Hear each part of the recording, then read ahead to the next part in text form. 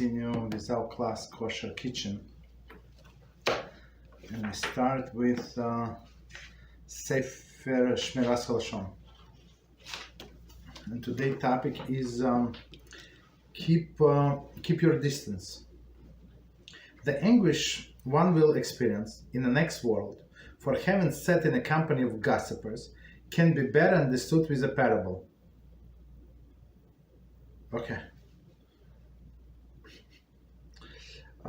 A group of men were enjoying each other's company when police suddenly appeared and arrested one of them, the man of ill repute, for allegedly having committed a crime.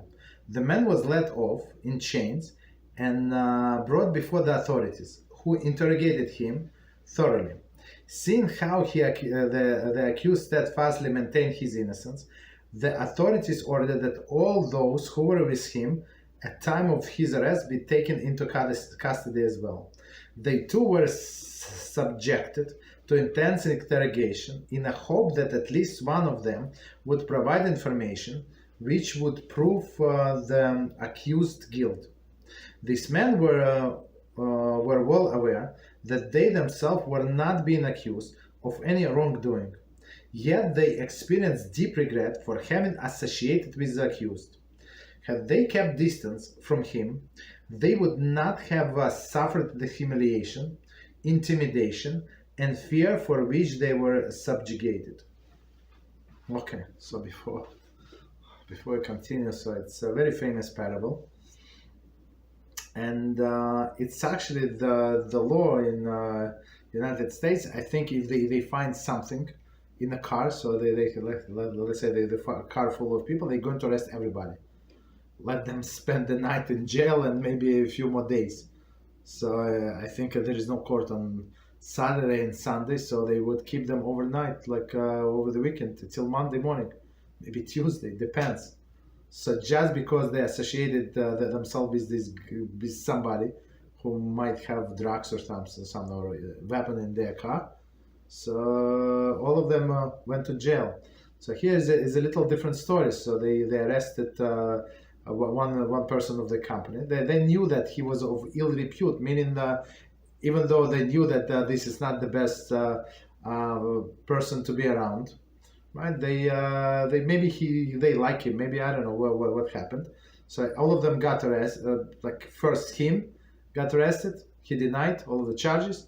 They arrested all of them, right? And start interrogating and trying to see and if they can get any information. And these police in any country, they know how to interrogate, how to humiliate you, how to press you, like psychologically, like very for what? For nothing, even though you're innocent, and or maybe they're going to find something on you as well, right? To apply pressure on you, right? So even though they don't need you, but you would not know that that's what they do. So you would be regret until the day you die that you were set in the company with this clown.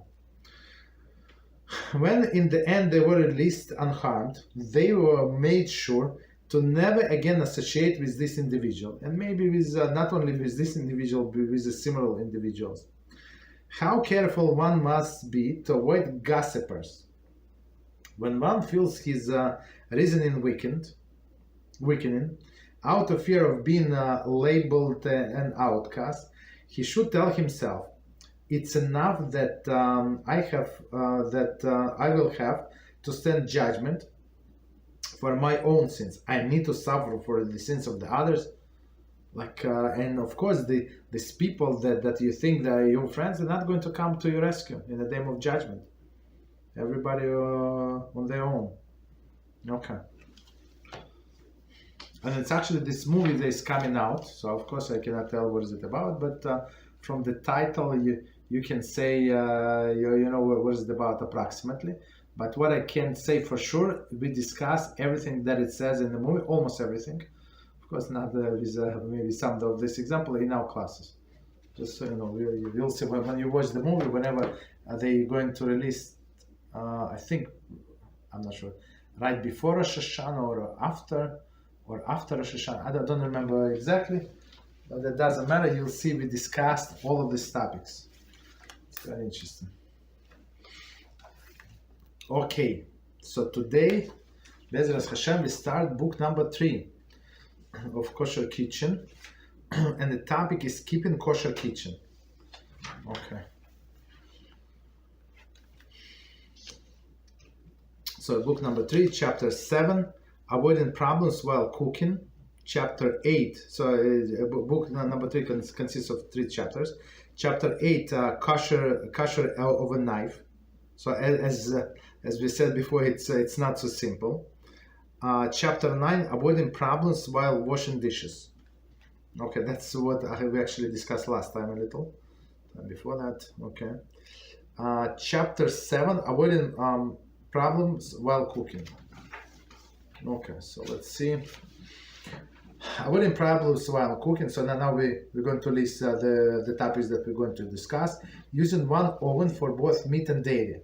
So as we said before, preferably not to, but we'll see. As I said before, to be on a practical side, just buy yourself electric small oven for whatever you don't use as often. If you mostly use for paref and for milk for your stove, so buy yourself a small one for meat. That's it, right? So or if you only use sometimes for dairy, so buy for dairy if you need to warm up pizza or something.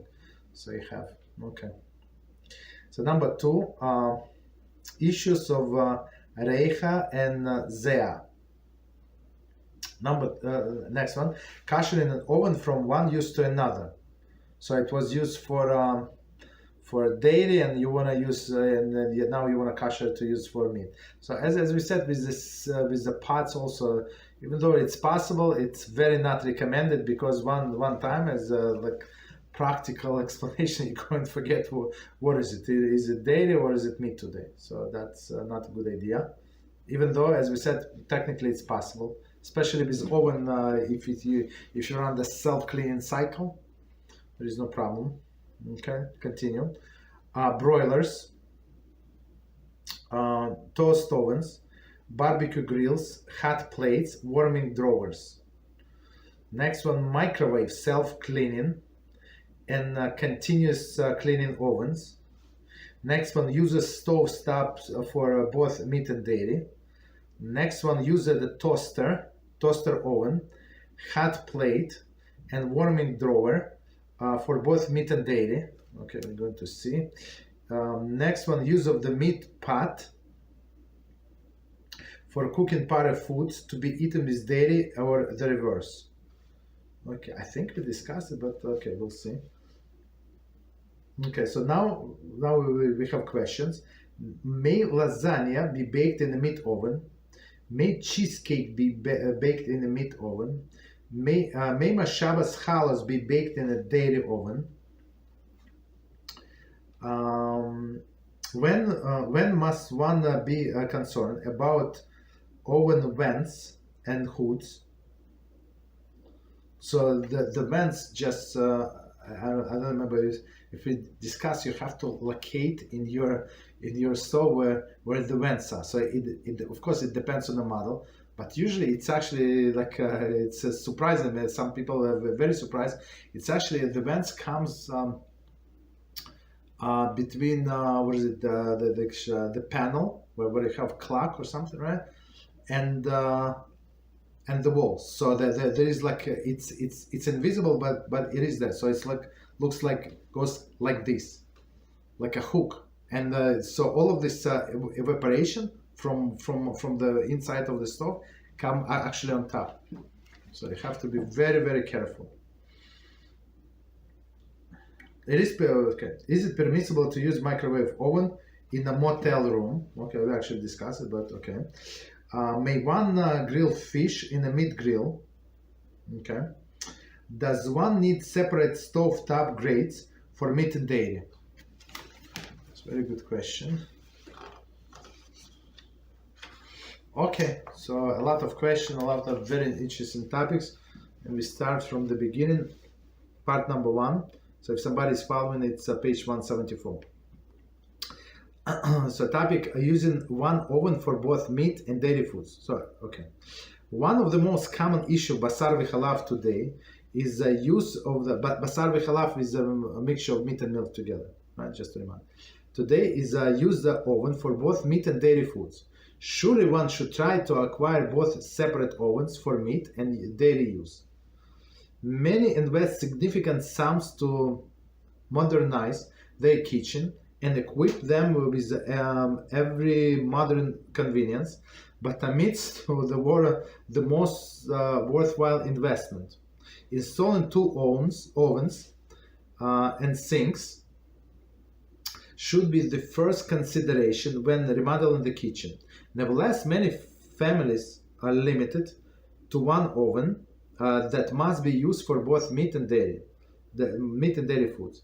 It is therefore imperative that the halachas pertaining to oven use be examined very carefully. Even one who has two stove tops, ovens, and microwave ovens will find useful information in this chapter. Okay, so let's do from the beginning, and we're going to discuss all of this. Okay, so let's see. One of the most common issues basar v'chalav today is the use of one oven for both meat and dairy foods. So as we said before, I mean, it sounds like, yeah, it's clean. There was no vapors. Maybe it's stale vapor. I use for I use this oven for daily 3 days ago. Maybe it's not good. Maybe I can use it for meat. So let's see. We'll see. As we understand, it's not such an easy thing to do. It's it's not proper, but we'll see. Maybe it was covered with aluminum foil. Maybe double wrapper. Maybe that would be different. Surely one should try to acquire two separate ovens for meat and dairy use. So that's so if it's possible, if it's your apartment, so if you can do it, that would be the best. But if it's not, so you got stuck with one. That's how we're going to find this book very, very useful, right? So if two separate ovens, that's the best. Okay. Many invest significant sum to modernize their kitchen and equip them with very modern convenience, but amid the most worthwhile investment. So if a person, if you have a option to have I don't know, like maybe dishwasher, right, or a second stove, and you have kids young kids, so for sure you have to go with a stove and get yourself plastic plates or something, right? Because it's much more important if you need to cook a lot of dairy, or instead of one cabinet, right? Maybe buy like I would say they're like a small stoves, not a full size, but maybe 4 burners, but very close together, like smaller ones. So maybe get something like this. Install the 2 ovens and sinks. So we spoke about sinks. So if it's possible, so if you the way I see it, so if you offer your landlord, for example, if it's not your apartment, I'm going to buy a new sink and I'm going to install it. I'm going to install it myself. I know how to do it, or I hire somebody. Let's say I pay. So let's say you have a old faucet, right? It's sometimes you cannot take it off. I know, because that's what sometimes I have to do, right? I do maintenance, right, in my house somewhere, right? So some even like expensive faucets were like they got so rusty over the years, it was impossible to take off in one piece. Absolutely impossible. You understand? So if you tell your to your landlord, maybe I want to do that, so sometimes they would agree. I mean, if you pay for all of the expenses, what should they care? If they when you're going to live, let's say if you have a contract, I don't know, for 5 years or so, or you're asking for 5 years, no increase, let's say, I'm just saying, right? And I'm going to change the sink and I'm going to change the faucet. Maybe he's going to agree. What's the problem? So if somebody would ask me, I would agree for sure. I mean, somebody is going to pay for it, and I don't have to invest. So I mean, if it would be my apartment, I would agree, right? So that's with 2 sinks, but we can use other things as we discussed in the Yom Tov class, right? Okay, so but if it's your apartment, you bought an apartment and you bought a house or something, so you're moving in, so it's proper to have two sinks for sure. That's not a question, right? And many times this double sink, it's not much bigger than the old one, so you just have to buy there is a sink. One is bigger one compartment, and one is maybe 1/3 of that one. So if you don't use a lot of let's say dairy, so you can use a sink like that. Does not have to be like two complete sinks. Okay. Nevertheless, many families are limited to one oven and must be that must be used for both meat and dairy foods. So technically, as from the language we understand, so technically it is possible to use only one oven for meat and dairy, but we're going to see how. It is therefore imperative for halachas pertaining to oven use be examined very carefully. So because many people cannot afford, or landlord is not going to agree, or sometimes it's like management companies, so they would say absolutely not, or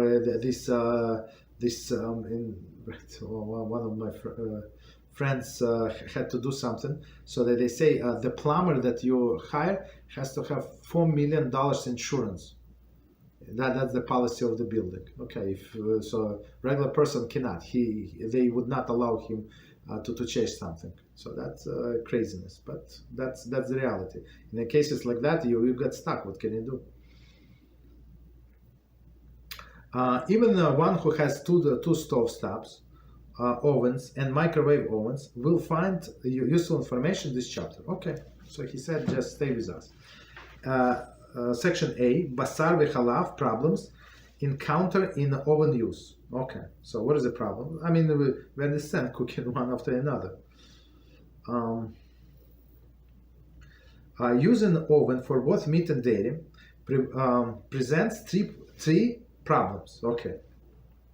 A, meat may come in direct contact with dairy.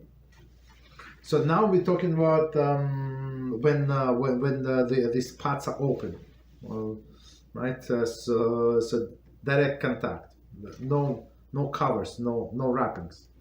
Okay. Number two,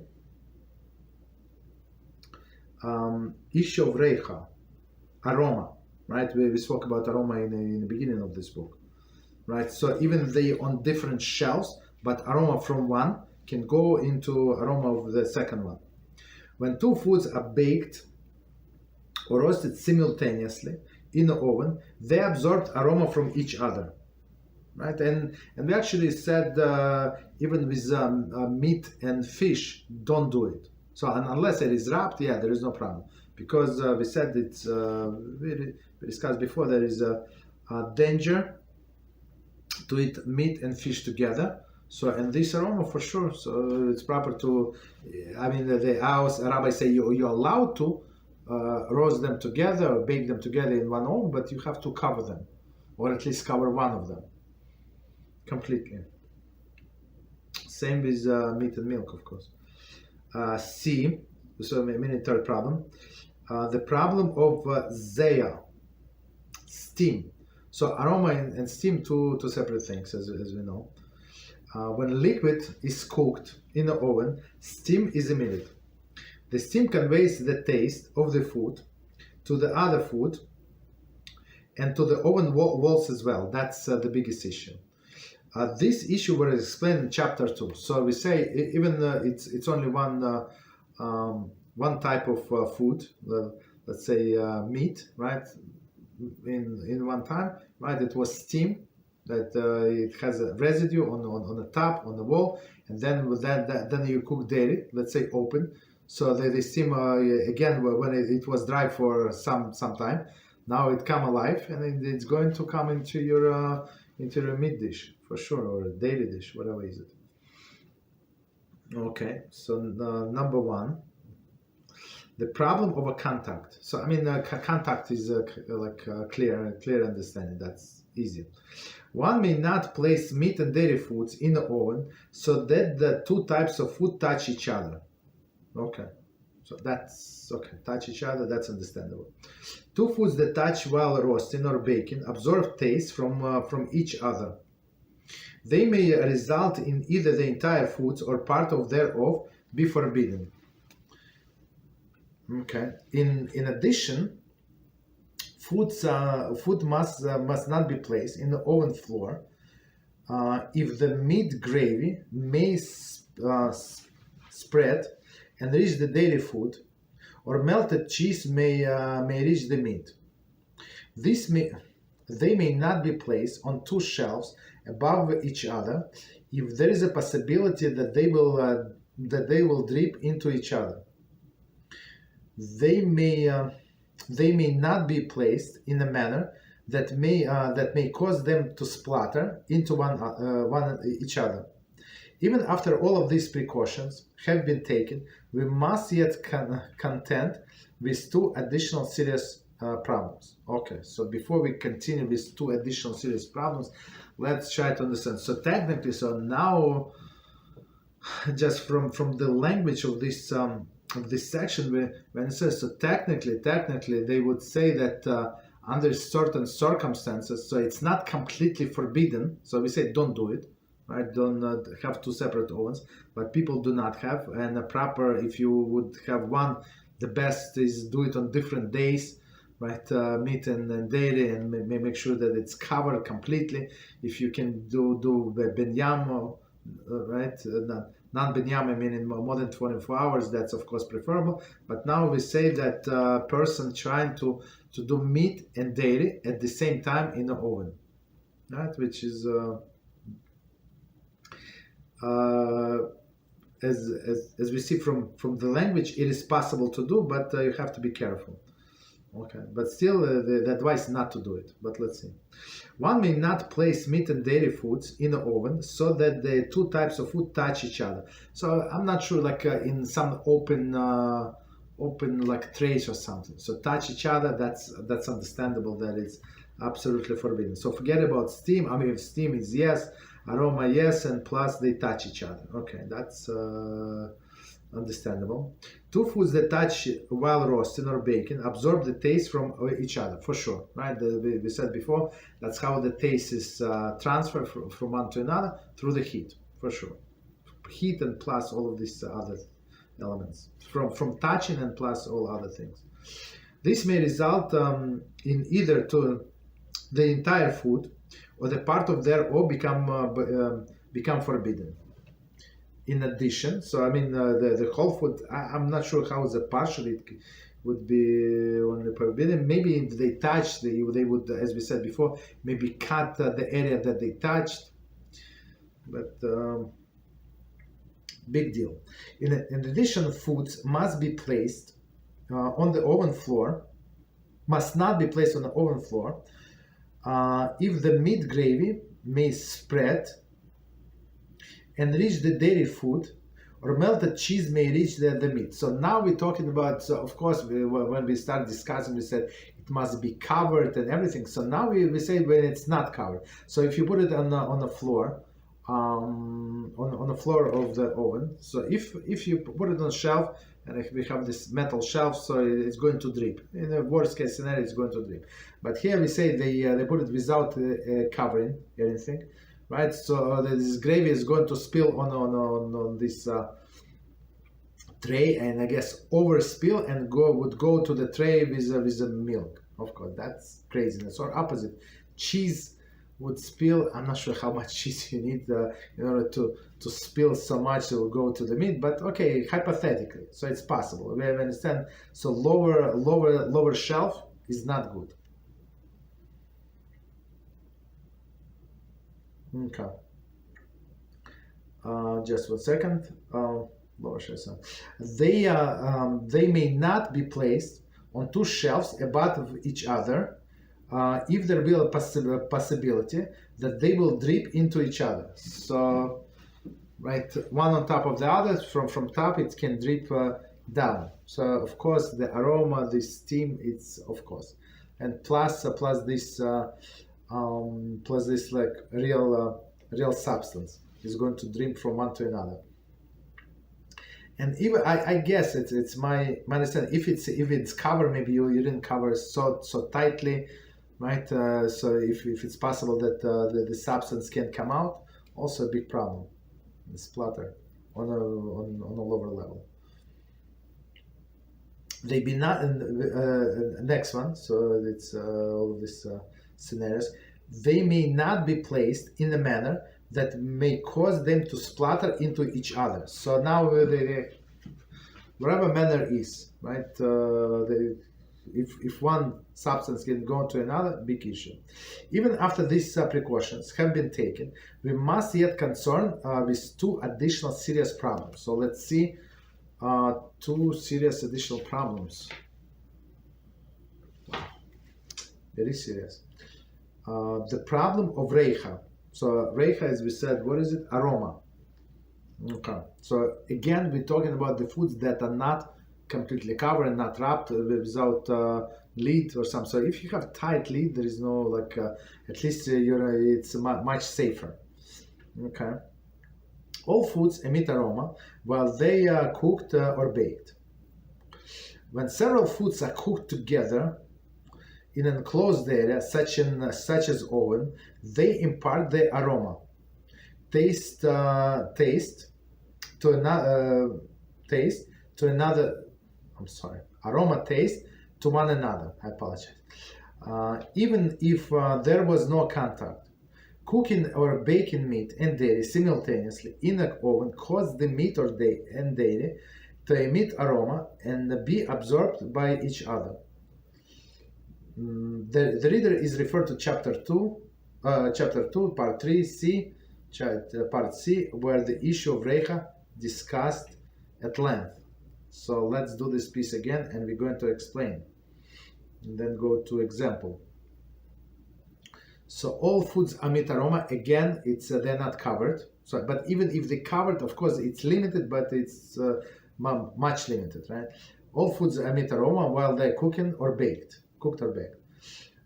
When several foods are cooked together in an enclosed area, so again, we're talking about meat and milk, or even meat and fish, right? That's another issue. Enclosed in such an oven, they impart their aroma / taste to one another. So guaranteed, right? It's limited space. Even if there was no contact, okay, they're on different shelves, they're not going to splatter, or on one shelf, on one level, one is to the left, one is to the right, doesn't matter. Cooking or baking meat and dairy simultaneously in an oven cause the meat and dairy emit aroma that are absorbed by each other. So it's guaranteed. If they're not covered, so it's guaranteed. Okay, continue. To summarize, one should avoid any possibility of aroma being imparted into the non-kosher to kosher, or from meat to dairy food, or the reverse. However, if kosher food inadvertently absorbed aroma from a non-kosher food, the meat and dairy or meat and dairy inadvertently absorb aroma from each other b'di'evet, in a ex post facto situation, the food may be eaten. We will highlight few general rules and apply that apply to use of the oven for the meat and dairy foods. Let's do this piece, and we're going to explain each line separately. So we're talking about aroma, and again, the foods are not covered. So that's the issue. To summarize, one should avoid any possibility of aroma being imparted from a non-kosher to kosher. So these things, all of these laws are exactly the same, from kosher to non-kosher, from kosher lapesach from non-kosher lapesach. That's exactly. I mean, the kosher lapesach is much more stricter than other restrictions. Okay, so right, it's kosher to non-kosher. It's meat to dairy, dairy to meat, dairy to non-kosher, kosher to dairy, non-kosher to dairy. All of these combinations. Okay. However, if kosher food inadvertently absorbed the aroma on non-kosher food, so it was they did not know, right? Whatever happened. So we're talking about food. So food is different, as we were discussing before. Food is different, utensil is different, right? So meaning what? In some cases, after the fact, we would be allowed to eat food, but utensil still needs to be kosher. So two separate questions. Okay. So one more time. However, if kosher food inadvertently absorb aroma of non-kosher food, so it was by mistake, or meat or dairy inadvertently absorb aroma from each other, b'diavad. So b'diavad is after the fact. So it happened, you did not plan, that's what it is. Right, and b'diavad situation, the food may be eaten. We will, okay. So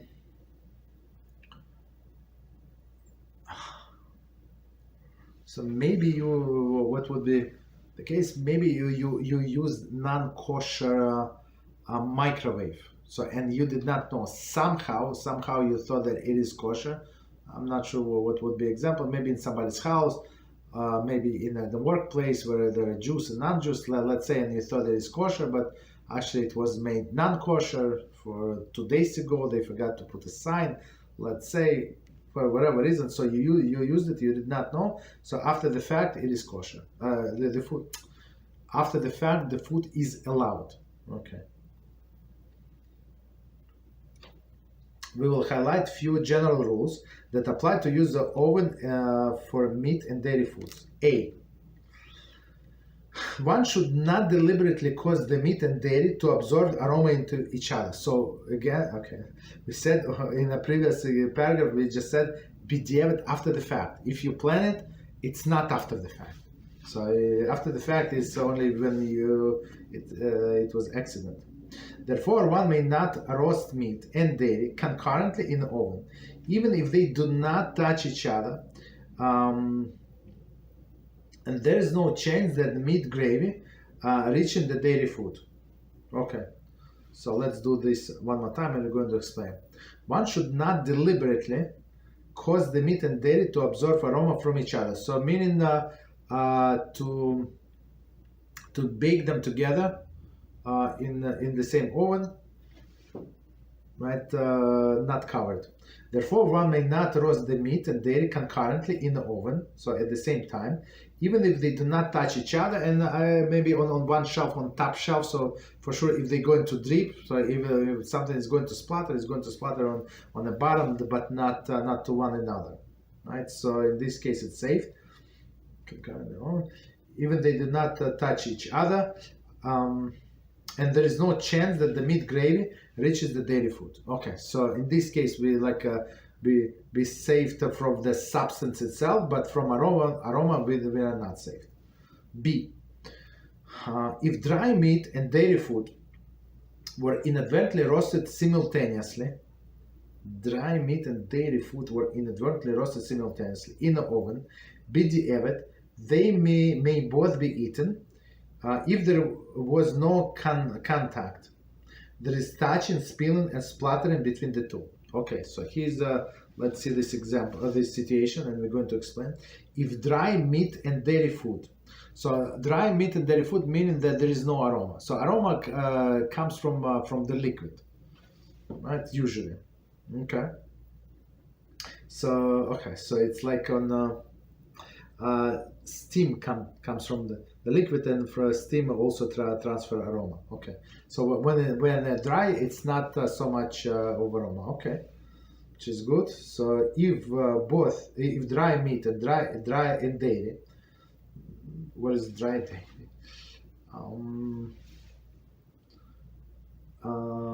I don't know, maybe cheese or something, maybe cottage cheese or something. They were inadvertently roasted simultaneously, again open, not wrapped, not closed with the lid, in the oven, b'diavad, so after the fact. They may both be eaten if there is no contact, right? So they again were no contact on the same level, and one is to the left, one to the right. There is no touching, no spilling, no splattering between the two. Okay. Third situation. A microwave oven poses a more serious problem of Reicha. Reicha meaning this aroma, right? They say see D below. Okay, we're going to see, so we're going to see below. If the meat and dairy, even the dry foods, were cooked simultaneously in a microwave oven, a Rav should be consulted. So let me see if continuation. Okay, no continuation. So let's try to understand. So some people they do keep use a microwave oven for cooking. They call it convection oven or something. So it can be used as a microwave or it can be used as a cooking, right? So one more time, but the same technology is microwave. So again, the microwave oven possesses a more serious problem of Reicha, so meaning this taste, aroma, since it is completely enclosed. So completely enclosed. First of all, it's much smaller than stove, and completely enclosed. I'm not sure if there is a ventilation in a microwave oven. I never looked into it. Maybe yes, maybe no. I'm not sure.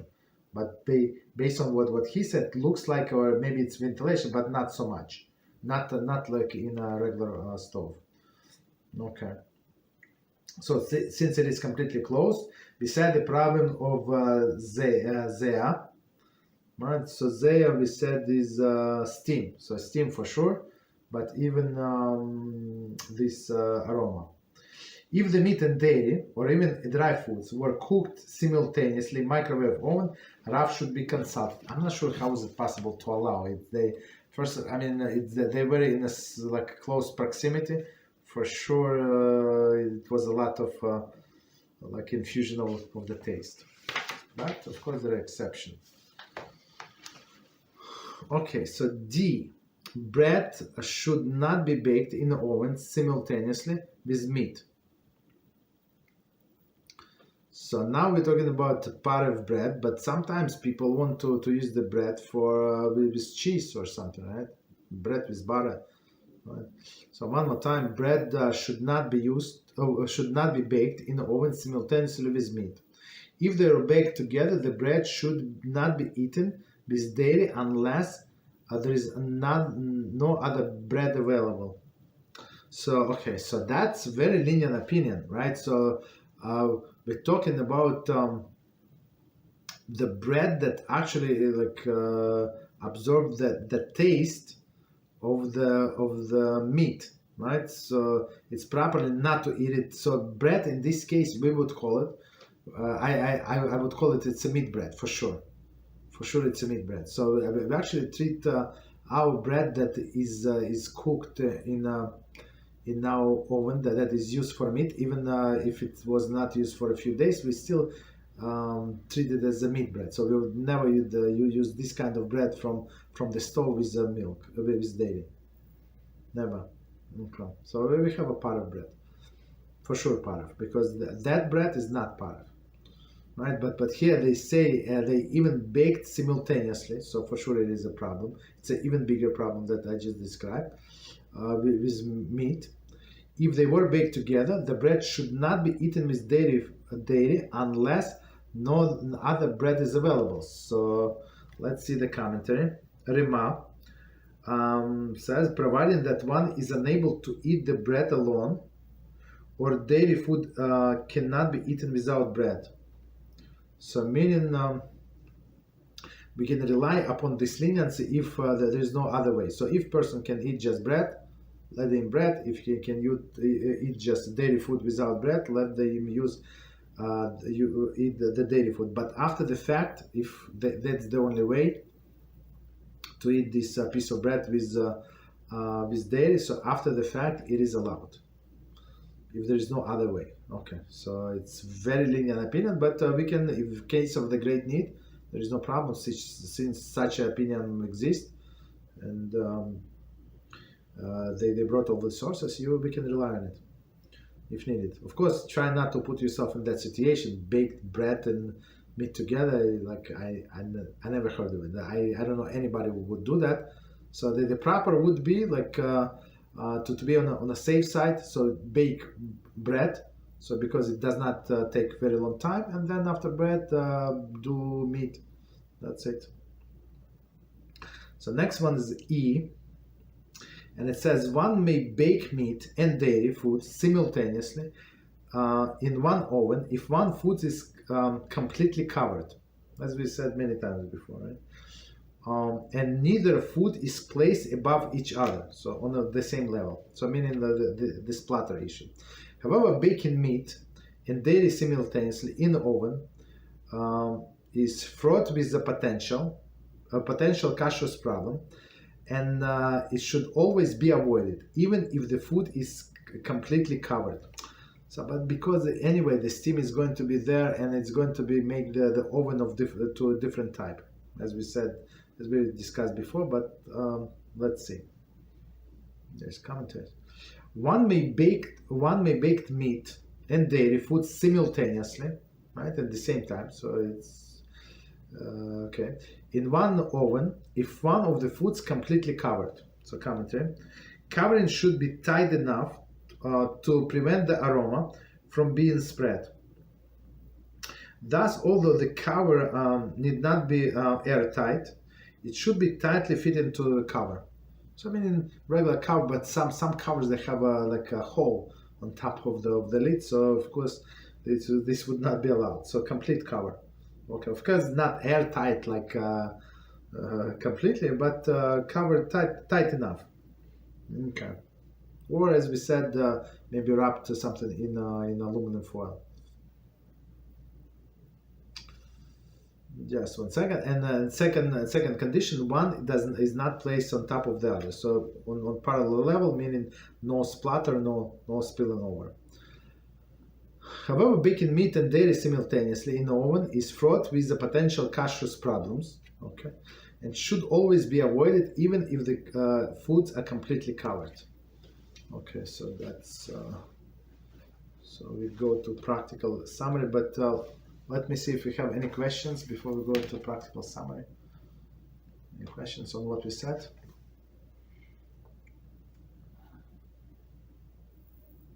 Okay, so no problem. So let's do practical summary, and then another very interesting topic. So it says practical summary. One may not place meat and dairy foods in the oven in a manner in which two types of the food touch each other. That's okay. Touching each other, that's too much. So, right, how is it possible? I'm not sure. It's not very practical. Usually we would put like in some container with high walls, right? So for sure it's not going to touch, but okay, everything is possible, of course. Okay. Next one. Meat and dairy foods must not be placed together in the oven, on the oven floor. So oven floor, again, the idea that the gravy might overflow and like flow into the dairy, which is also hypothetical, but it's possible, right? Or on two shelves, one above the other. If there is a possibility that will drip, spill or splatter into each other. So, but again, the acceptable is if you have no choice on one level, so on the top level, middle level, whatever, on one shelf, and at least one cover, preferably two of them covered, and that's the only way we would allow. The problem. So next topic, the problem of Reicha Aroma. So it's like also I guess it's also like a summary. One may not roast meat and dairy concurrently in the oven, even if they do not touch each other, and there is no chance that the gravy reaches the dairy food. Okay, so one more time we're going to explain. One may not roast meat and dairy concurrently in the oven, meaning not covered, right? Because the aroma, even if they do not touch each other, but okay, then on different on the same level, but in different corners, on different sides. And there is no chance of the meat and gravy reaching the dairy food, meat and dairy foods. Okay, so for sure there is no physical contact. They, of course, they're not covered, right? So, but still, aroma can travel from one to another. Continue. Next one. If dry meat and dairy foods were baked simultaneously, so and he underlined baked, meaning if cooked is a different story, right? Baked simultaneously or roasted different story. So he is baked simultaneously in oven. B'diavad, they may be both eaten if there is no contact between them. So now we're talking about dry food. So what would be the dry food? Maybe lasagna, as they say. It's pretty dry, I think. So cheese or something.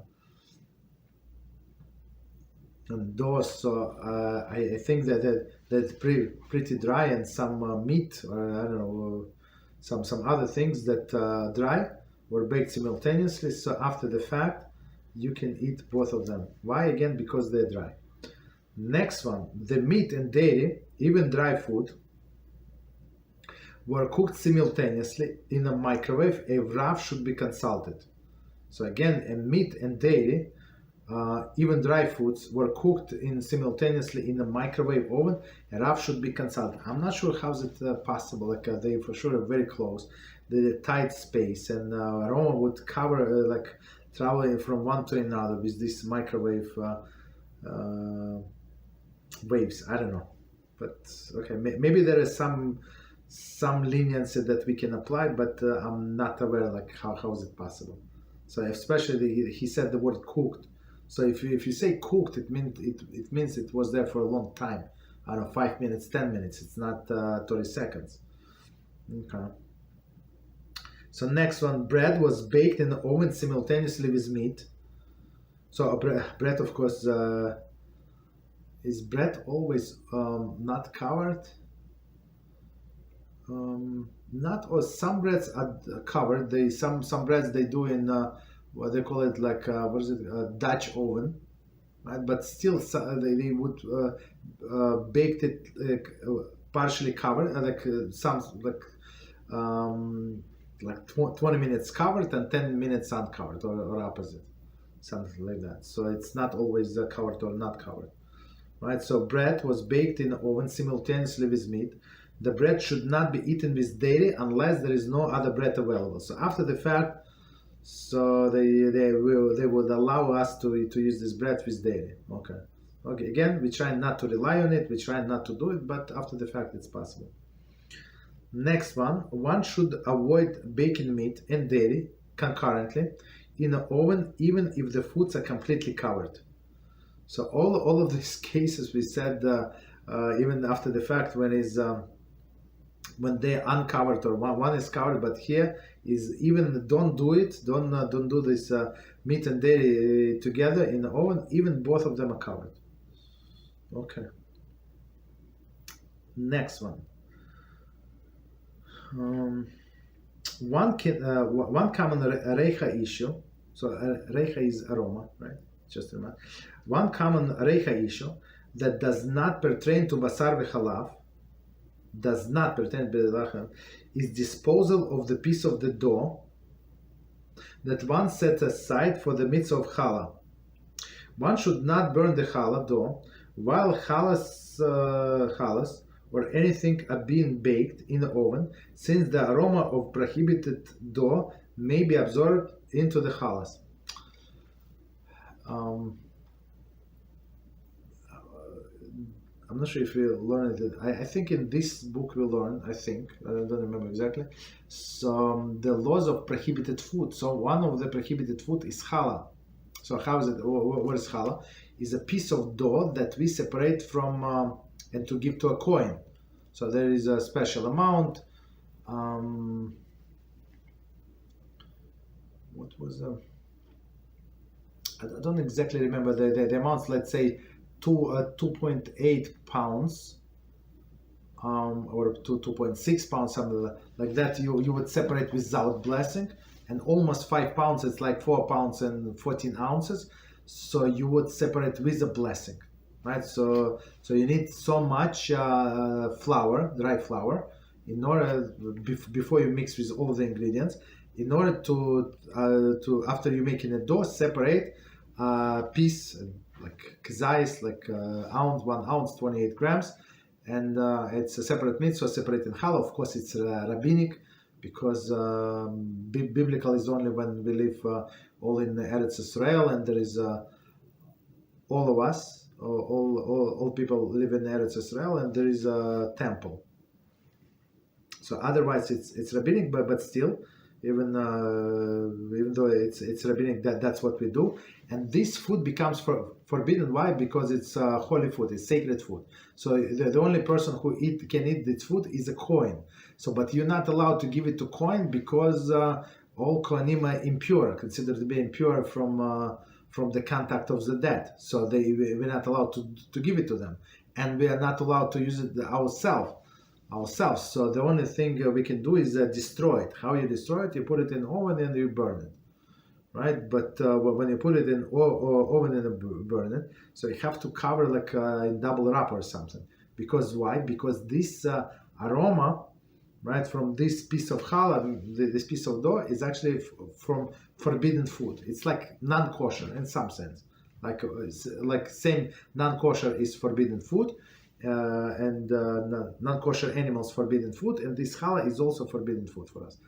So they say, even it's very convenient, you already have your stove going, so why don't I put this piece of challah in there? So you're not allowed. So unless you would wrap like double wrap or something, because the idea is to burn it completely, this piece of challah. So let's after introduction, let's read this piece. One common Reicha issue that does not pertain to basar v'chalav is disposal of the piece of the dough that one set aside for a mitzvah of challah. One should not burn, so even though it's not a meat and milk problem, right?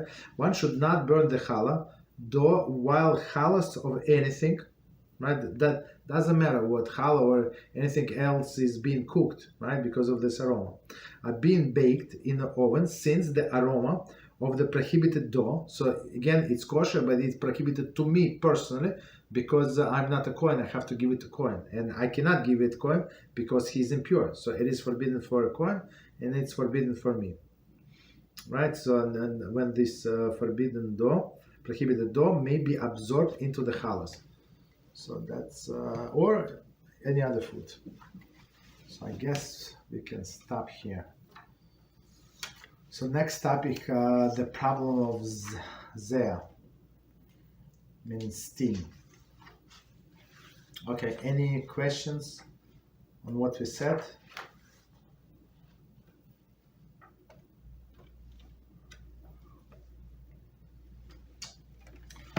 Rabbi? Yes. Rabbi. Yes. Okay, so lady first. Let's go the lady first, please. Go ahead.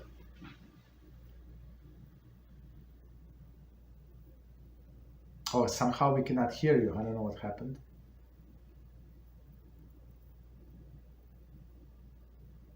You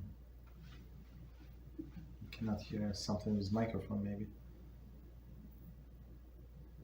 Oh, okay, so while she's fixing, okay, somebody wants to talk. Go ahead.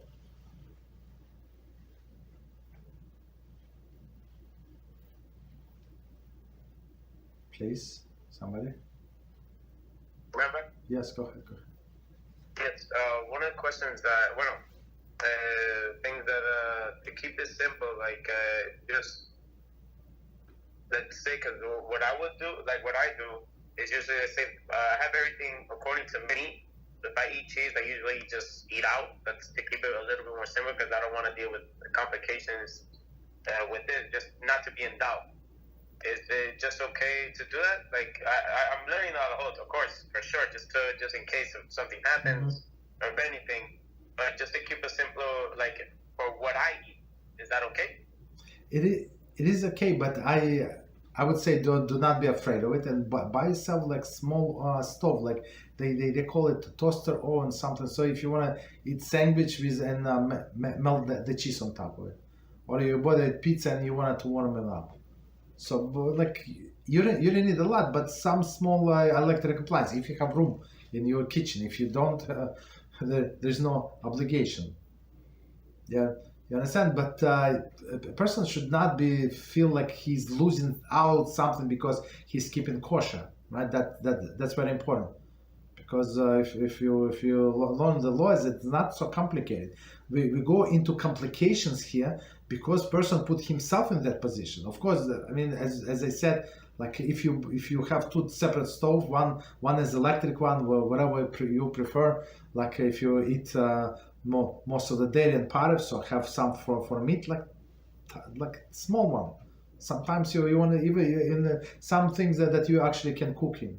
That's it. So and they're not expensive, and that's it. That's proper to have. But if you want to eat out, or you eat only cold dairy, for example, you eat only cold dairy, meaning milk or creamer, you put it in your coffee. Of course, you don't need the stove, or you have a piece of cheese, slice of cheese to put in on a piece of bread, like this, no problem. You have cottage cheese, you have I don't know, yogurts. There is no problem whatsoever. They all cold. So And if I, I'm sorry. and And and, if and I plus, grab a okay, okay. sandwich, like say a sandwich with cheese, right? If I just grab aluminum foil and double wrap it, I don't know, wrap it from the bottom and then wrap it from the top so the steam doesn't come out. Is that okay? Yes, yeah, it is okay, but again, it's preferable not to do that. So as we said, all of the things he's going on the border. So I mean, whatever he said, it's 100% allowed. But the way I feel, so people cannot concentrate, they stay focused. So it's only a matter of time until person makes mistake. Only matter of time.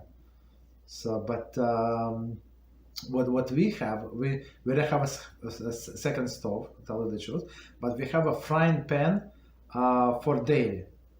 And in this frying pan, you can do a lot of things. So you can melt your cheese in this frying pan. So you have piece of bread or pita, put on a frying pan, put on top of this cheese and melt it, and that's it.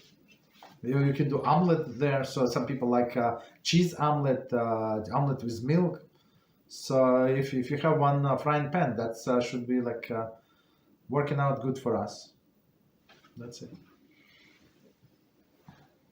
Thank you, Rabbi. Yeah. So I mean, I think that whatever he said again, it's possible, but if you're not well organized, if you don't wrap it properly, so you can put yourself in difficult situations.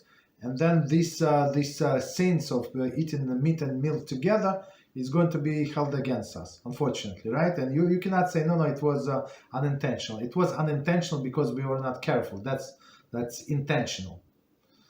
You understand? So, or because we did not finish learning the laws.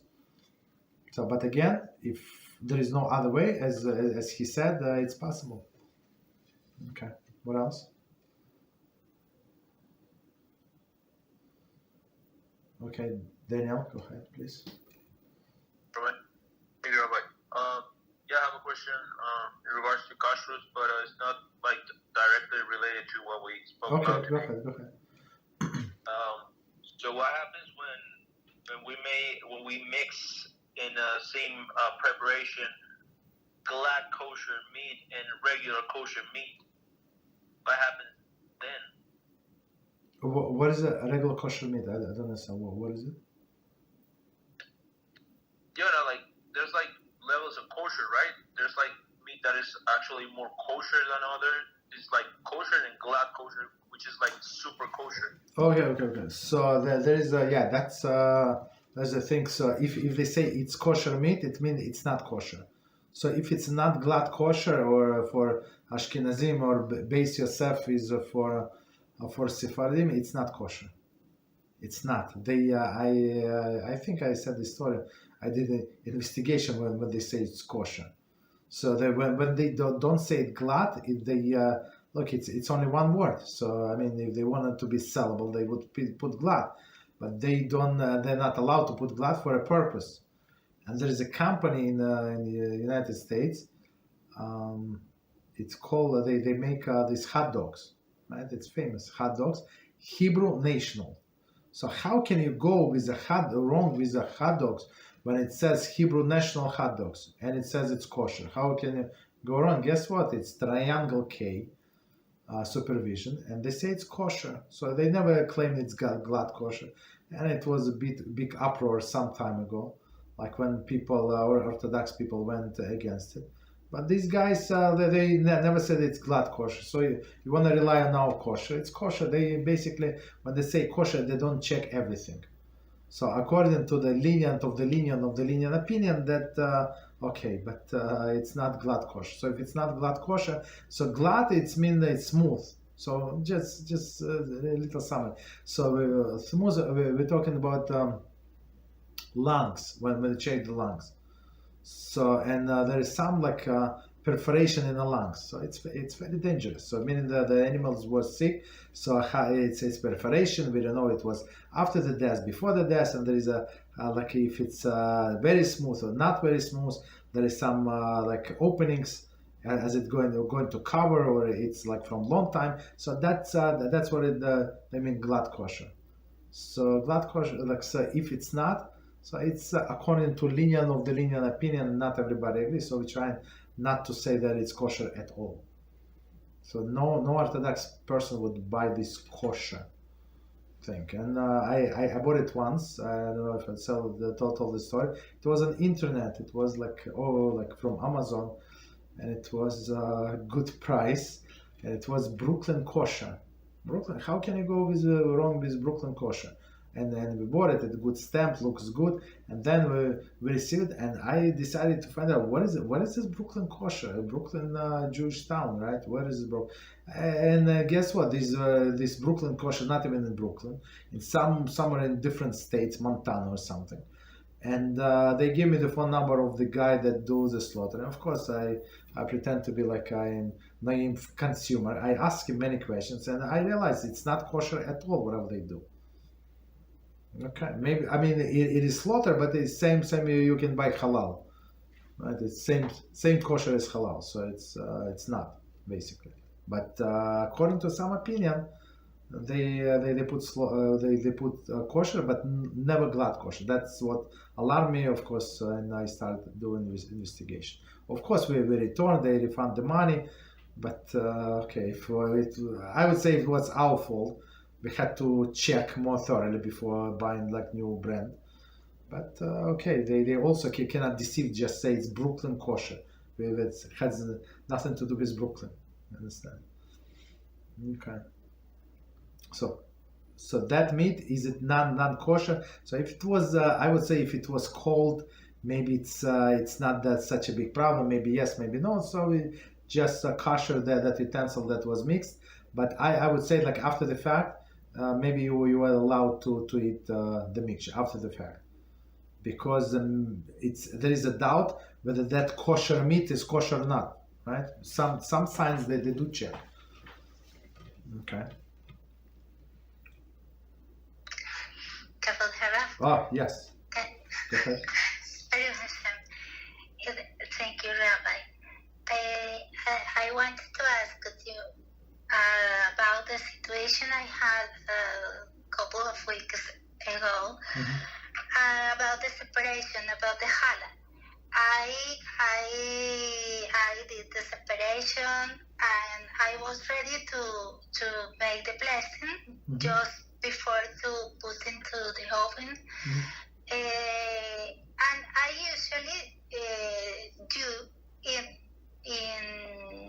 Spanish the blessing. Yes. Yeah. But I also know the blessing in Hebrew. But I like to say in Hebrew. The issue was in one word I hesitate a bit, and I was so nervous because I was in the middle of the blessing. So I continued in Spanish, and I did all the procedure. I left the challah burnt into the oven, but still the hesitation for the bracha remained in my mind. So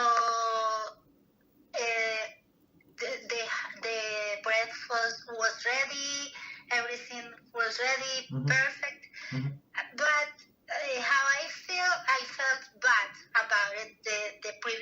situation with the bracha, Mm-hmm. I cut a piece of bread already done, Mm-hmm.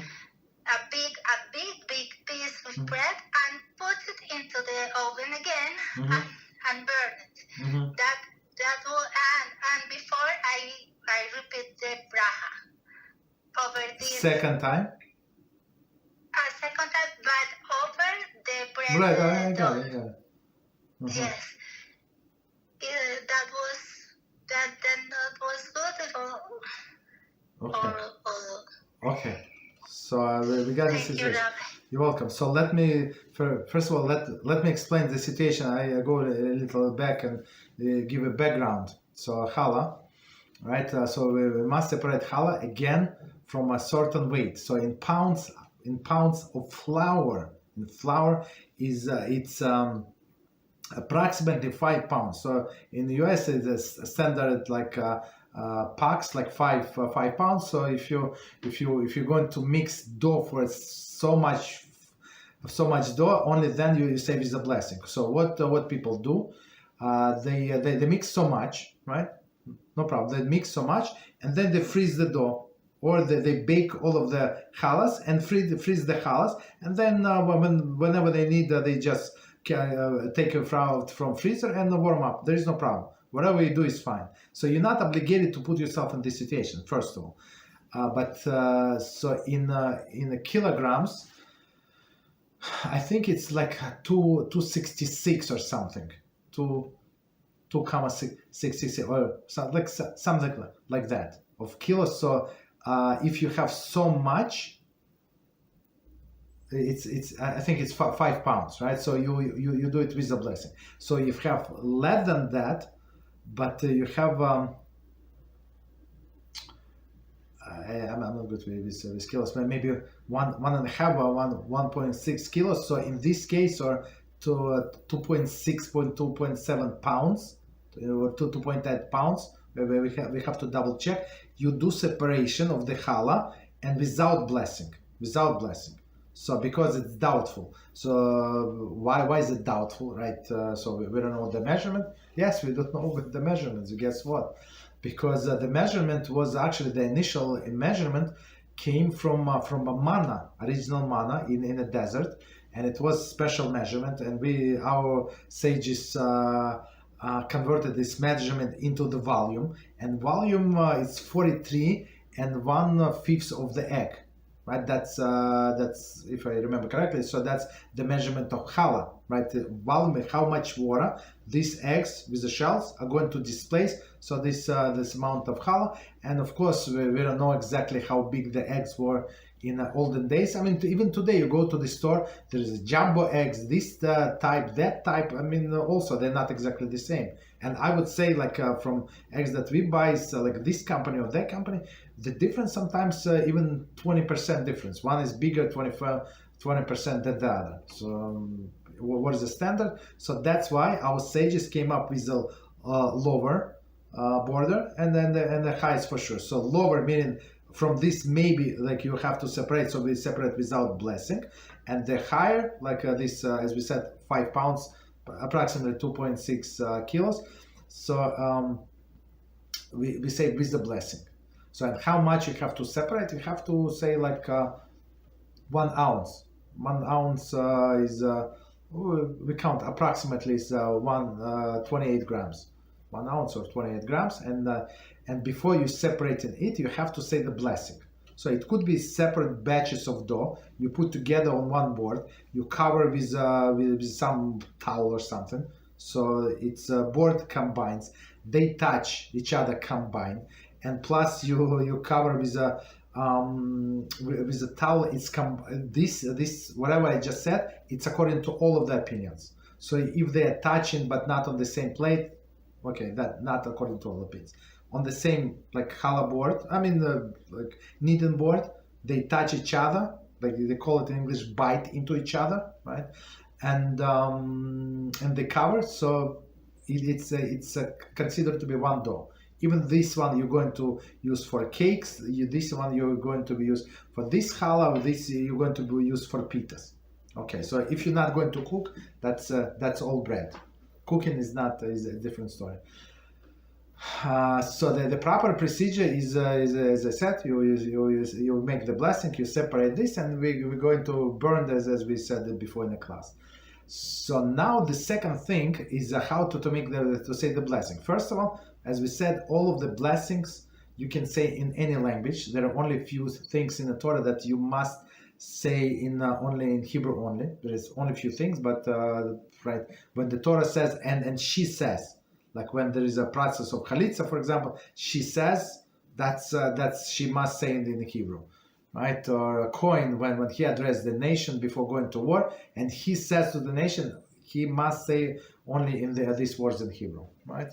So they understand that understand is irrelevant. But all other blessing you say in any language that you feel comfortable, even in Hebrew works even if you do not understand what you're saying. Does not matter. So if you know that it's correct blessing, you say it's counted. But you cannot say in different language that you do not understand. So if it's I don't know, like French, you do not understand French, so you cannot say it in French. I mean, if you say it's not going to be counted as a blessing. It's a second thing. And a third thing is pause inside of the blessing. So the pause inside of the blessing, usually if you keep silence, there is no problem. Up to a certain time. I don't know. But like the 1 minute or 2 minutes, it's not considered be separation. I mean, interruption, not separation. In interruption, so if you kept quiet, so there is no problem. So this initial blessing was actually valid. There is no problem with initial blessing. What else? One second before we continue to bread. Perhaps that I repeat the blessing over the bread already done. Yes. Perhaps that part. Yes. No. I want to say something before that with the door. Okay, maybe I'll remember later. So and sometimes people forget to do that. They forget to separate the challah. And under the pressure, this and that, okay, possible. So if a person forget to separate after the bread is baked, so you allowed, and you not only allowed, you're obligated to separate from the bread, from the baked product. Of course, the kezayis, this 28 grams, is not going to work. 1 ounce is not going to work. Because now you're saying that this 28 grams, this 1 ounce of bread is actually with the water, right? With the sugar, salt, whatever you added to your bread. So it must be a little bigger piece than kezayis, right? And you're allowed you're not allowed to eat this bread until you separate this challah. Because why? Because it is forbidden piece. So maybe the piece that you're going to buy right now is actually forbidden piece. So what we do, we say the blessing and we separate this piece from the bread itself. But in this case, in this specific scenario that we just described, so actually the way I understand the first blessing works, and then this second blessing was unnecessary. So in all of the cases of doubt, so what do? We don't say the blessings. Why we don't say the blessings? Our sages say that to say the blessing in vain, it's a biblical prohibition, right? To carry the Hashem's name in vain is a biblical prohibition, and to say the blessing is a positive commandment, but it is rabbinical. So except the Birchas Hamazon, right? The grace of the meal, all of the blessings, all of the blessings are rabbinic for mitzvahs for sure. For foods are for sure.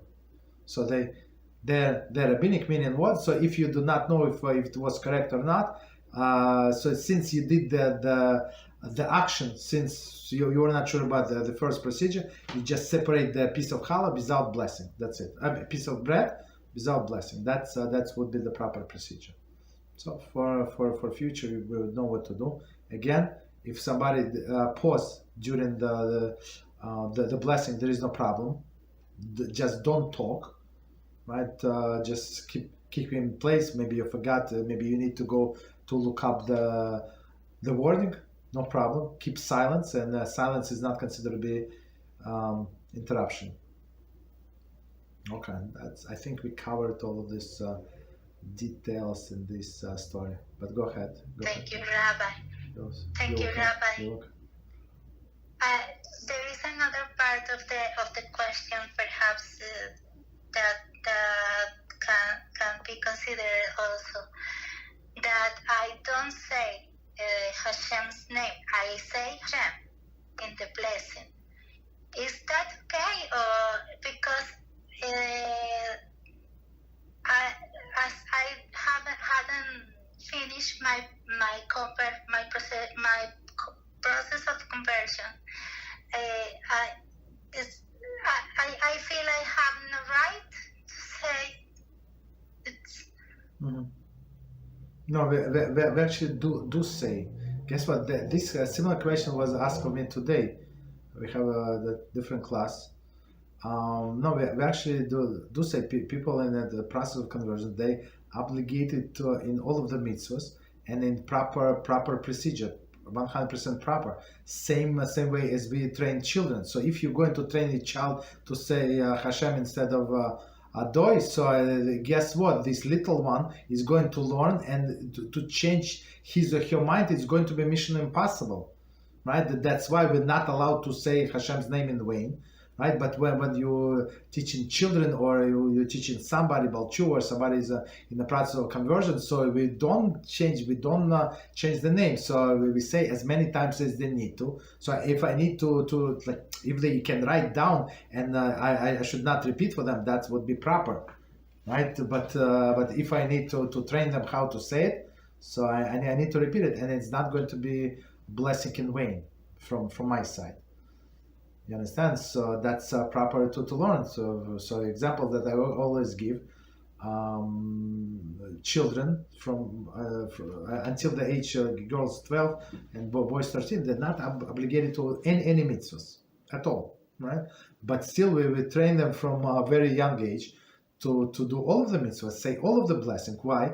Because when this girl, yes, she was 11 years old, right, and almost 12. Today she's 12 and 1 day. She's obligated to do all of the mitzvahs, like overnight. So how exactly we expect her to learn everything overnight? Or these boys, he's 13, so now he has to put tefillin, he has to pray, or the whole prayer. There is no discount. Some people like think because he's a boy. He's not a boy. According to Halachah, he's a grown-up person. He has to pray the same prayer as I do, with all of the karbonos, with all of the blessing, with all the midah, of course, with all the psuki, the zimra, absolutely everything. There is no like a shorter version for boys just because he's not trained. No. That's the obligation of the parents to train him. So when he's going to be obligated, when he's 13 years and 1 day, so he can pray as he prayed yesterday, as he prayed 2 months ago. He's been praying for the past, I don't know how many years. It's like for him, there is no change. Now, and the only change that now he's getting reward. So same with other people. If your process of conversion must say all of the blessing correctly. Yes. It's very important, and we're allowed to train, especially children. Okay, or for adults, you can tell them just write down. Don't ask me next time. You can read. You're adult. But a child, it's not so easy. So for children, first we can repeat as many times as they need to. And I heard many times when these boys they go up to the read from the not read, but say the blessing of the Torah, like on their bar mitzvah, and they say Hashem, name HaShem, which is wrong thing to say. Guess what? Because this teacher of theirs decided that now they remember, and they don't need to practice any longer, and they switch the name, and that's how he remembered. That's it. So we don't count on that again. So since it's latayelis, it's for a purpose of learning. You're allowed to say. Okay. Thank you, You're welcome. Thank you very much. You're welcome. Sure. Okay, what else? Any other questions? I have a few questions. Okay, go ahead, please. Okay. About this Challah, I heard that if it is sweet, it's not longer you can no longer use that for a meal, Shabbos meal. Okay, so it's that's the difference between Ashkenazi Sephardic approach. So according to, I'm not sure if all of the Sephardic agree, but many say that if there is a sweetness to the bread, it's no longer considered to be bread, and it's considered to be like cake. It looks like bread, and they use it as a meal for a bread. To say mizonos on this thing, okay, don't ask me. But Ashkenazim, they would say for sure, and sometimes, like my wife would bake challah, and she would bake with a blueberry, right? Or she would bake like a dry blueberry, right? Or with the cherries. So for sure it's sweet. So we still, for us it's bread. We use it during the meal. But according to some Sephardic, yes, that they would say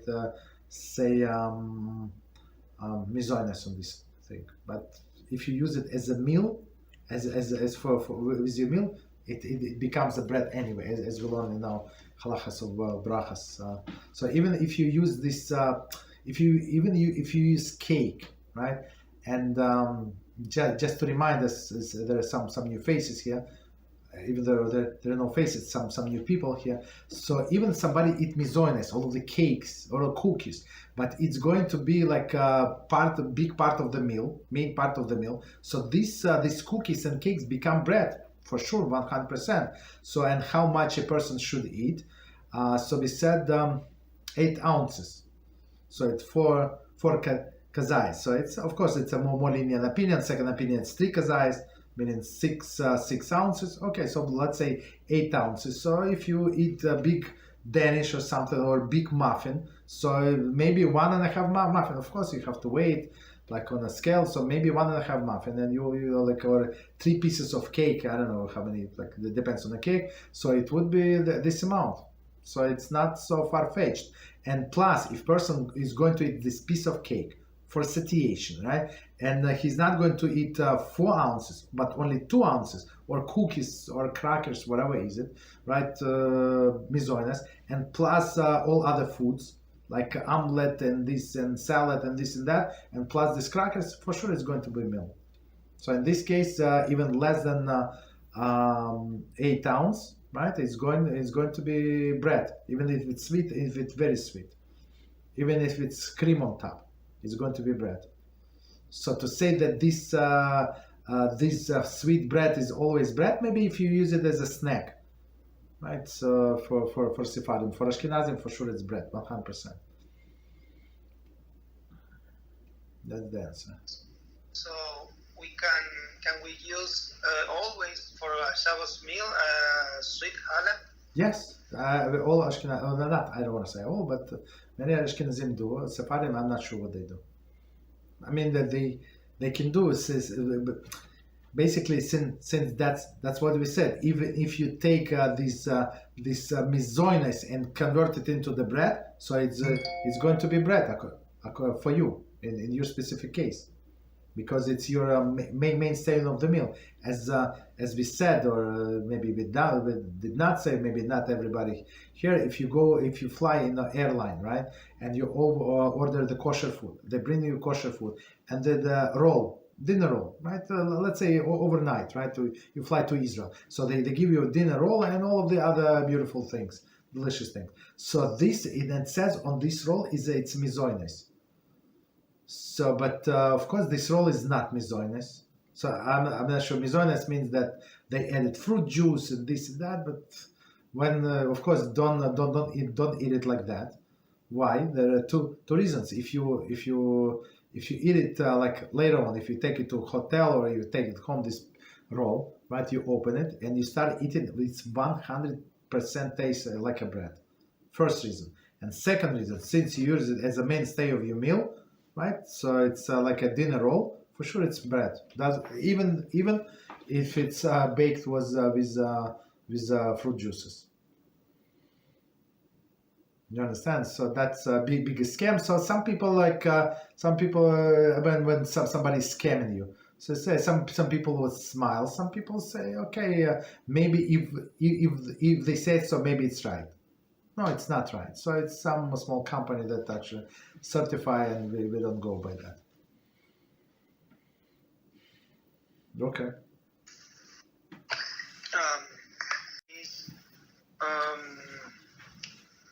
How can you get rid of an object that an idolater put into your bag?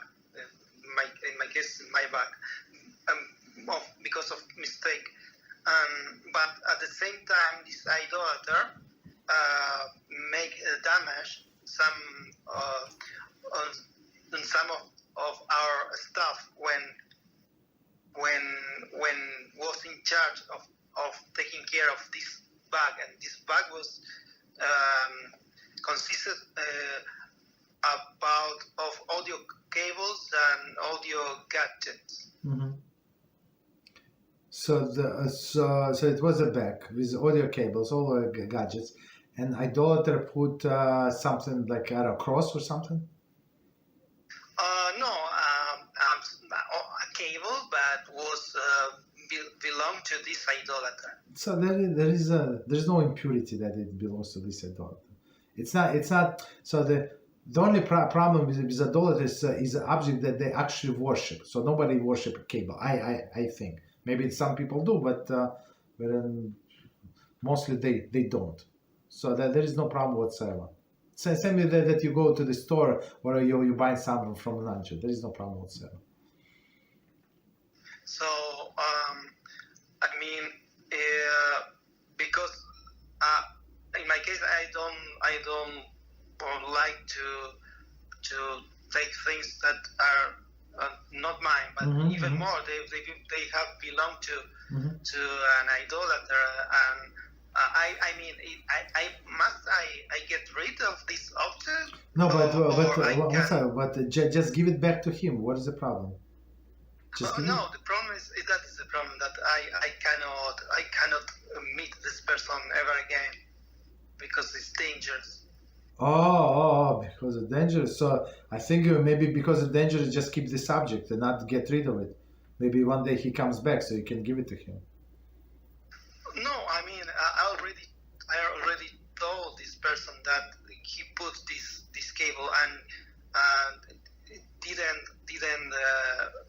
had not interest in having it returned.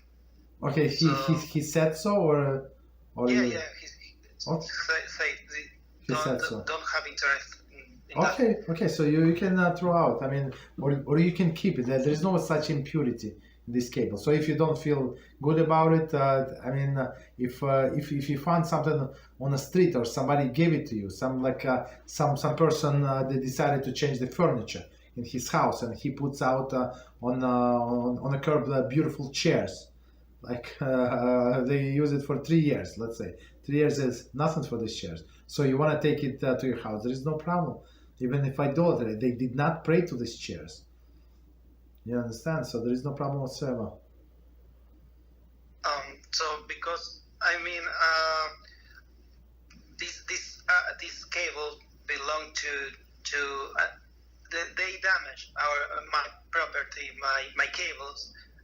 Even they kept some of my property, Mm-hmm. and I don't have interest in having Mm-hmm. it returned to me. Mm-hmm. So I was thinking if it is possible to because this person has my property. So Mm-hmm. in my case, if I have something of value to keep it for myself, Yes. in retaliation. If No, it is allowed by Halachah. no. It's not even forget about retaliation.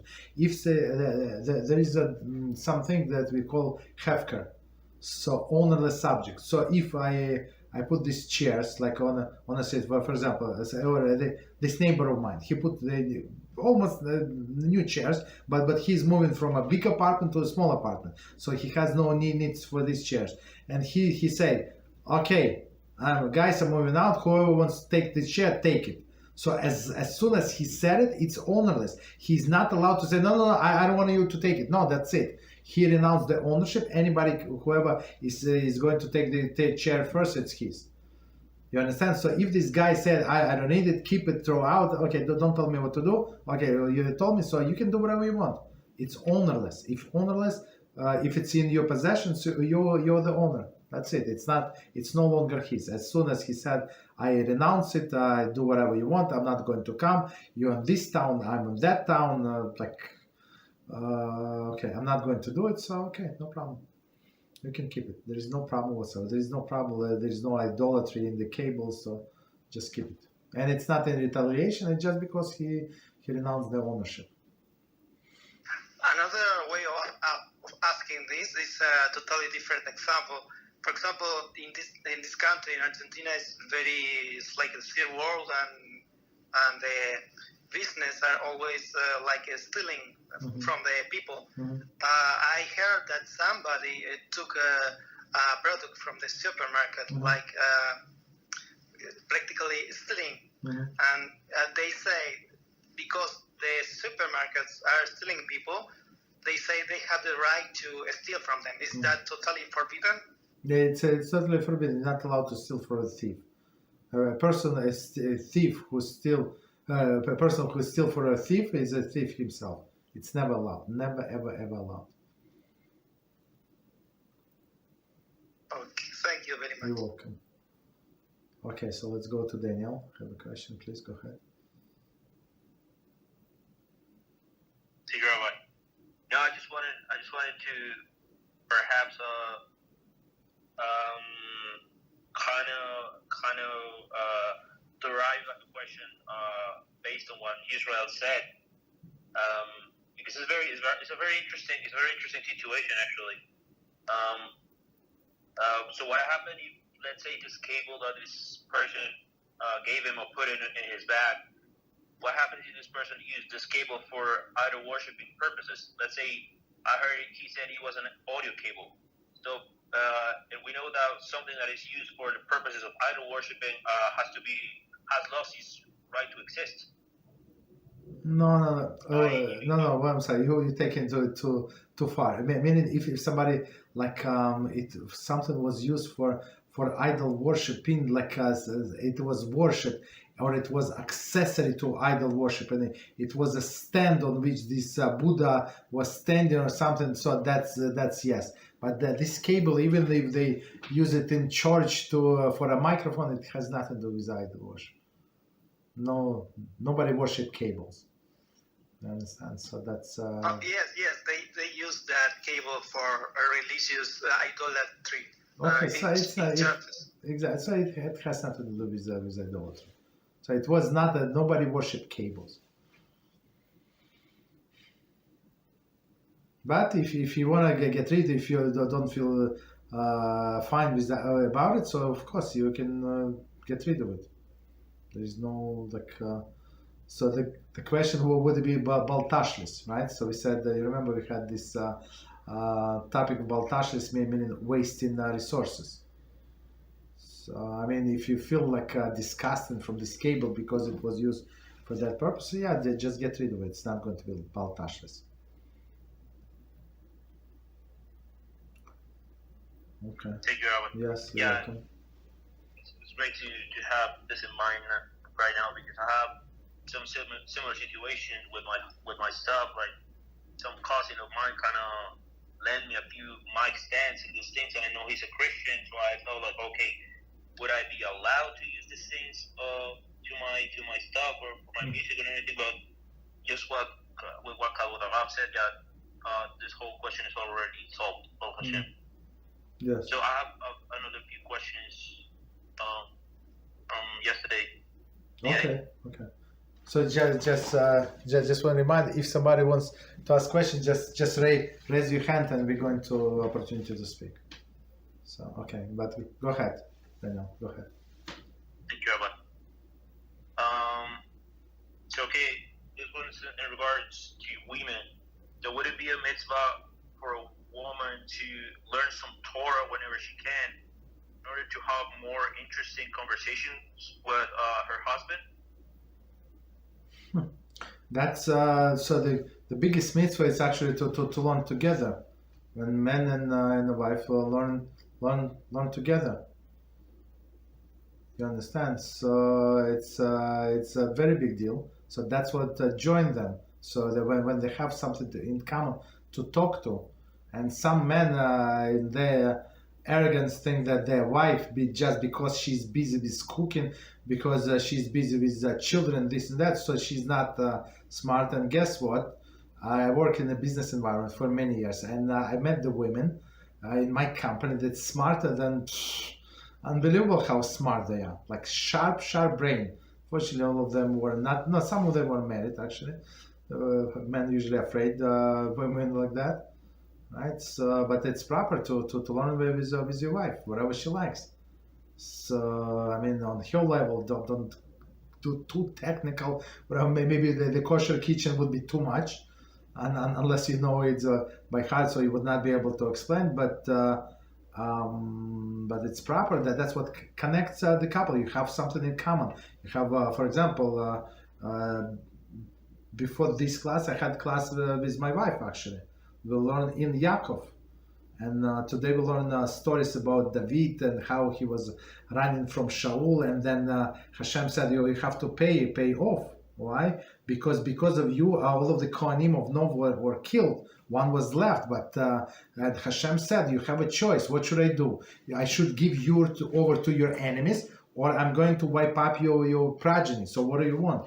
And David said, of course, don't wipe my progeny, but let me be turned to my enemies. And the whole story, and halachic discussion, halachic ramification, what happened. Of course, it's like in a sense of the story, but very, very involved. Very interesting, very, very interesting. And there are many topics like that you can learn with your wife. Not too technical. I mean, if she likes technical, you can learn technical, but many things, absolutely. Not learn separate, because not everybody is a good speaker and this and that. Not everybody can explain like all of this comments. Most of the comments that people leave, I always want to say, did you read your comment? Did you know what were you asking? There is no beginning of the sentence. There is no end. Like something in the middle, and even the words, like they do not match. Like, what do you mean? You understand? But when you read from the book, it's more likely that you're going to get it right. Okay, so let's give somebody else a chance. So Joshua, please go ahead. Yes, I would, Rob. Just real quick, I was told there was a certain way to make coffee for Shabbos, even though you have that into 3 different vessels. Yes. So it's is that correct, or can you explain? Yeah. Okay. No problem. So the question is how to make coffee on Shabbos. So on one thing I have to remind us. So since we started the laws of Yom Tov, so let's not get confused. On Yom Tov you're allowed to cook. On Shabbos you're not allowed to cook. Right? So you're allowed to warm up for, in some senses, some cases, something that was cooked before, but no cooking from the beginning. So you're allowed to brew the coffee, not allowed, but to use instant coffee. So instant coffee was already cooked, and then it was like frozen under the high, the lowest temperature, whatever the process is. The two processes, that doesn't matter. So it was cooked completely. So now, but since it is a liquid, so even though you see granules, it's liquid. It liquid that was like concentrated, that liquid from which the water was evaporated. So coffee is liquid. So you're not allowed to cook liquid in liquid, right? So with hot water. So what do you do? You take a cup, put the coffee, right? Put the sugar, whatever, cream or whatever you want, in this cup. Put it aside. Take another cup, clean, dry cup, and pour water from your urn, right? Hot water urn, and then put it in the second cup. So in this case, you have 3 vessels. Primary vessel with kli rishon, meaning this water urn, or you have kettle on the stove, whatever you have, doesn't matter. It all works, right? So the water must be prepared like before Shabbos, and it must be like always keep warm during the Shabbos. You cannot warm up the water on Shabbos. Okay, so you have this water, you add, so you put it in a second cup. So it's second in the first cup, which is a secondary vessel. This urn is the first vessel, cup is the second vessel, and from second vessel you add to the third vessel. That's it. So you can, in the third vessel there is no cooking basically. No cooking for most of the stuff. Some stuff, according to Ashkenazic tradition, it is cooking. Right? It's like tea leaves. They say it's going to cook for sure. But other things are not going to cook. Okay, so that's how you make coffee. And to do this, for example, if you add only coffee and sugar, so you mix, and you can add creamer, you can add milk. So milk you can add. Why? Because why do you can add milk? So because the milk was pasteurized, and pasteurized in some sense it was cooked. So you're not cooking milk in this case, right? Or these creamers, they're also not raw; they were cooked. Okay, got it? Clear? Or? Yes, thank you, Ralph. You're welcome. So it's very, very important. So again, very important, since you asked this question, we don't cook tea bags. So tea bags we don't use in the second vessel, third vessel, fifth vessel, because tea leaves are very sensitive and they're going to be cooked if the temperature of the water above the yad saladas bo, when the hand recoils, so it's going to cook even in 10th vessel. And there are a few other things that are also going to cook, but otherwise, like all other things, like there are a few exceptions, but all other things are not going to get cooked in a third vessel. Okay, so 1, 2, 3. Okay, what else? Just one. Yeah, go ahead. Yes. Yes, Rabbi. Just to continue with the cables, if it was used for avodah zarah or not. How about an instrument? What would you have to do with the instrument then? Like a mic or piano or guitar? It's not. It was not designed to use for avodah zarah specifically. You understand? Maybe it was used, but not mainly for that. So there is no problem with these things. Nobody worshipped this guitar or something, or fortepiano.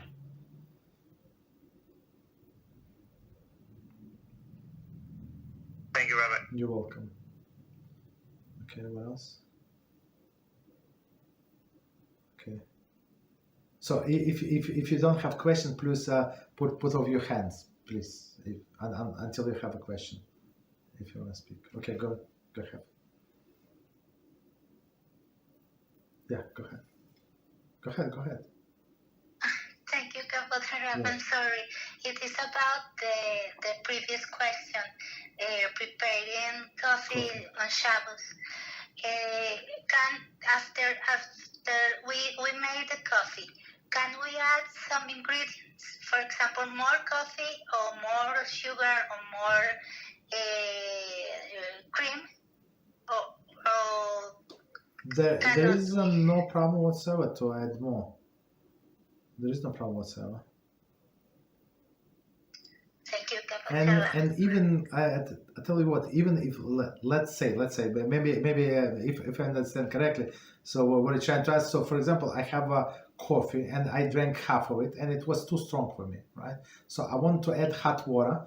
No problem. So this second, like this hot water, you're not obligated to do through another cup. You can add directly to this cup, because the mixture of this new water and the old coffee is going to be below yad saladas bo. So it was not going to be as hot. So there is no problem whatsoever. So it's not going to be cooking, right? Okay. So both liquids are cooked. So if they're warm, both of them are warm, there is no problem.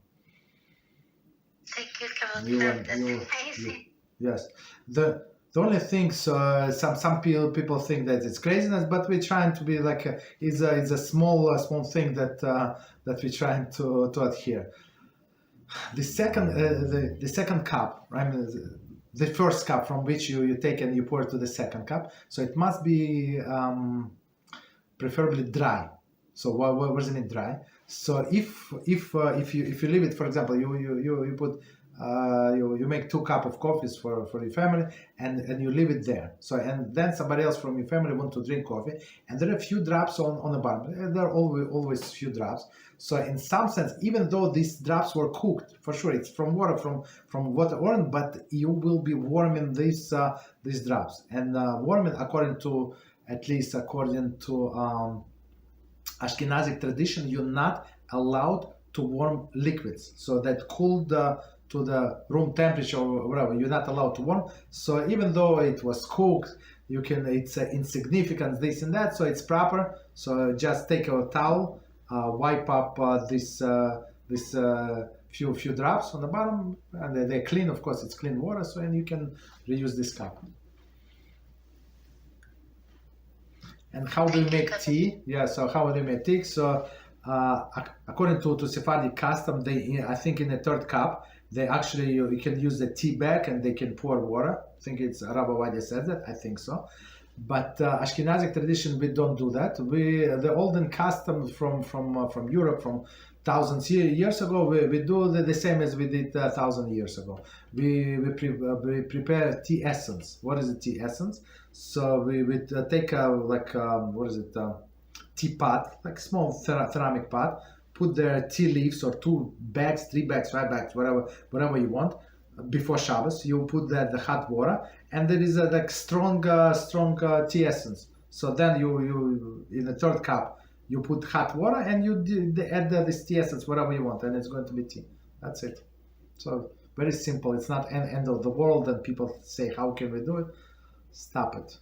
There is a way to do it, and the problem is the bags. Actually, that bags could be used for separation, for like sorting from the bad from good. How? Right, this bag is not allowing these leaves to escape, right? So you're not allowed to squeeze the tea bag on Shabbos, for sure, right? Because you're using these tea bags as a filter. Not allowed. Okay, so there are ways actually, like if you learn it once properly, everything is very, very simple, straightforward. Just learn it. Don't experiment. Don't go to this questionable situation, and you're golden. Okay, and it's proper to learn it properly, and don't feel that you're losing something because of Shabbos. You understand? Because everything is allowed on Shabbos, but in proper way. That's it. You just do it differently. That's it. Okay, what else? Okay, Daniel, go ahead. Thank you, Rabbi. Yeah, I was just wondering how am I gonna formulate this question properly. I don't want to get tangled in my own words. So this is about someone that has a very strong inclination to something bad. I mean, let's say someone was born with certain inclinations, very, very strong. Let's say, I don't know, someone that has a very strong drive to do drugs or something like that, or to immorality. And he managed to go like really, really far into these things. And Besiyata Ishmaya, like miraculously, the person managed to do Teshuvah, like a miracle. Like sometimes it's really hard for a person like this to do Teshuvah. So, but afterwards, after the fact, the person notices that these drives are still very strong. I mean, the person is going through the right path and everything, Baruch Hashem, but still the drive's still there. I mean, the inclinations and the thriving and everything, I wouldn't say just as strong than before, but okay, it's still very, very strong. So should this person hope for this inclination to, I don't know, like reduce over time, or perhaps he can control this to an extent that he's not gonna struggle with it so much over time, or does he have to, I don't know, mentalize or like have the mindset that he's gonna have to struggle with this for the rest of his life or of his life? I don't know if the question was kind of. No, it's actually a very, very clear question. We're trying to help the people with this addiction, with other addictions. So it's not uncommon. So first, we have to remember what Gemara said, that a person is not allowed to trust himself until the day of his death, until the hour second of his death. Why? Because we know The famous example in Gemara, the Kohen Gadol, for 80 something years, he was going to Kodesh HaKodashim, Holy of Holies, and we know that Gemara says if you have one impure thought, not like whatever, not word or something, one impure thought, when you're there on Yom Kippur, you die. That's it. Period. If you're not holy. So this person for 80 years, he was 80 times, he was going into Kodesh HaKodashim, and he was praying this intense prayer for the nation of Israel, and they had a chain tied to his ankle in case he died, so to pull him out. And guess what? He was coming alive for 80 years, and on the 81st year, elderly man, it's not like he's 26 years old, he cannot control his desire. Elderly man, and he's, 90, almost 100 years old, guess what? He became apikoros. Guess what? You understand? So Gemara said, you're not allowed to trust yourself. How long? Forever. And especially if person knows that he has this inclination, he has to do everything, so it's not going to go away. Satan knows that that's like a trigger point, so he's going to try to trigger. So you have to do as this movie that is coming out is going to teach us, and we actually discuss everything. You will see this movie, and you see that we discuss all of the things in our classes, everything, right? So a person must distance himself as much as possible from all of these friends that might have it, right? For example, these drugs, maybe he said, no, look, one time, no, look, we know that you clean, well, one time try it. So these friends should be blocked, and I have a guy like that. So he said, no, I'm going to help him, now I'm clean, I'm going to get Kirov. I said, Kirov, Shmirov, forget about these people. Your Kirov is to Kirov yourself, you have to save yourself. Forget about this. No. He, like a younger fellow in his early 20s. You understand? So I told him not to do it, and of course he listened only every second time, third time, and he would meet these guys, and he would with light drugs would like fall back. And so I know when he does not reply for 2 days, guess what? That's exactly what happened. So because the people think, no, I feel so spiritual, I'm this and that, I overcame it, and so now I have to help this guy. He's also strong will, and we are body from the childhood. I can help him. I believe in him. So stop it. You understand? So because most likely that he's going to do kirov with you with his drugs, than you do kirov with him with your holiness. You understand? So if he's not ready, so a person with any inclination, so even with to immorality, this guy that or girls that like to go to the clubs, to the improper place, they say, what do we do? Like, what is so improper? Everything improper. So you block them. You say, no, I'm not interested. Right? That's it. Not interested. So and you have to be abrupt. You have to say, I'm sorry. I have to go. I have to run. I have a nice life, and let other people work with those people, right? Who have your friends. I'm not talking about you, like friends with old addiction. So this younger guy thought that he's a great hero, and unfortunately he was not a great hero. So all of this, unfortunately for me, it's very sad, and every time I want to cry, tell the truth, because it's patterns. It's so simple. It's like one-to-one scenario. I know exactly what is going to happen. The difference only how long it's going to take. It's very, very, very sad. People think that they're smarter. They start smarter than the Torah. They're smarter than the Torah advice. They go their one way, and guess what? They fail. What is the percentage? 100% failing.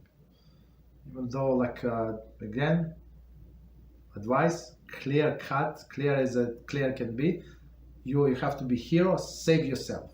That's it. That's you obligated to do. Other people from your past life, most likely you're not going to help them. Or pray. Or how can you help them? Pray for them.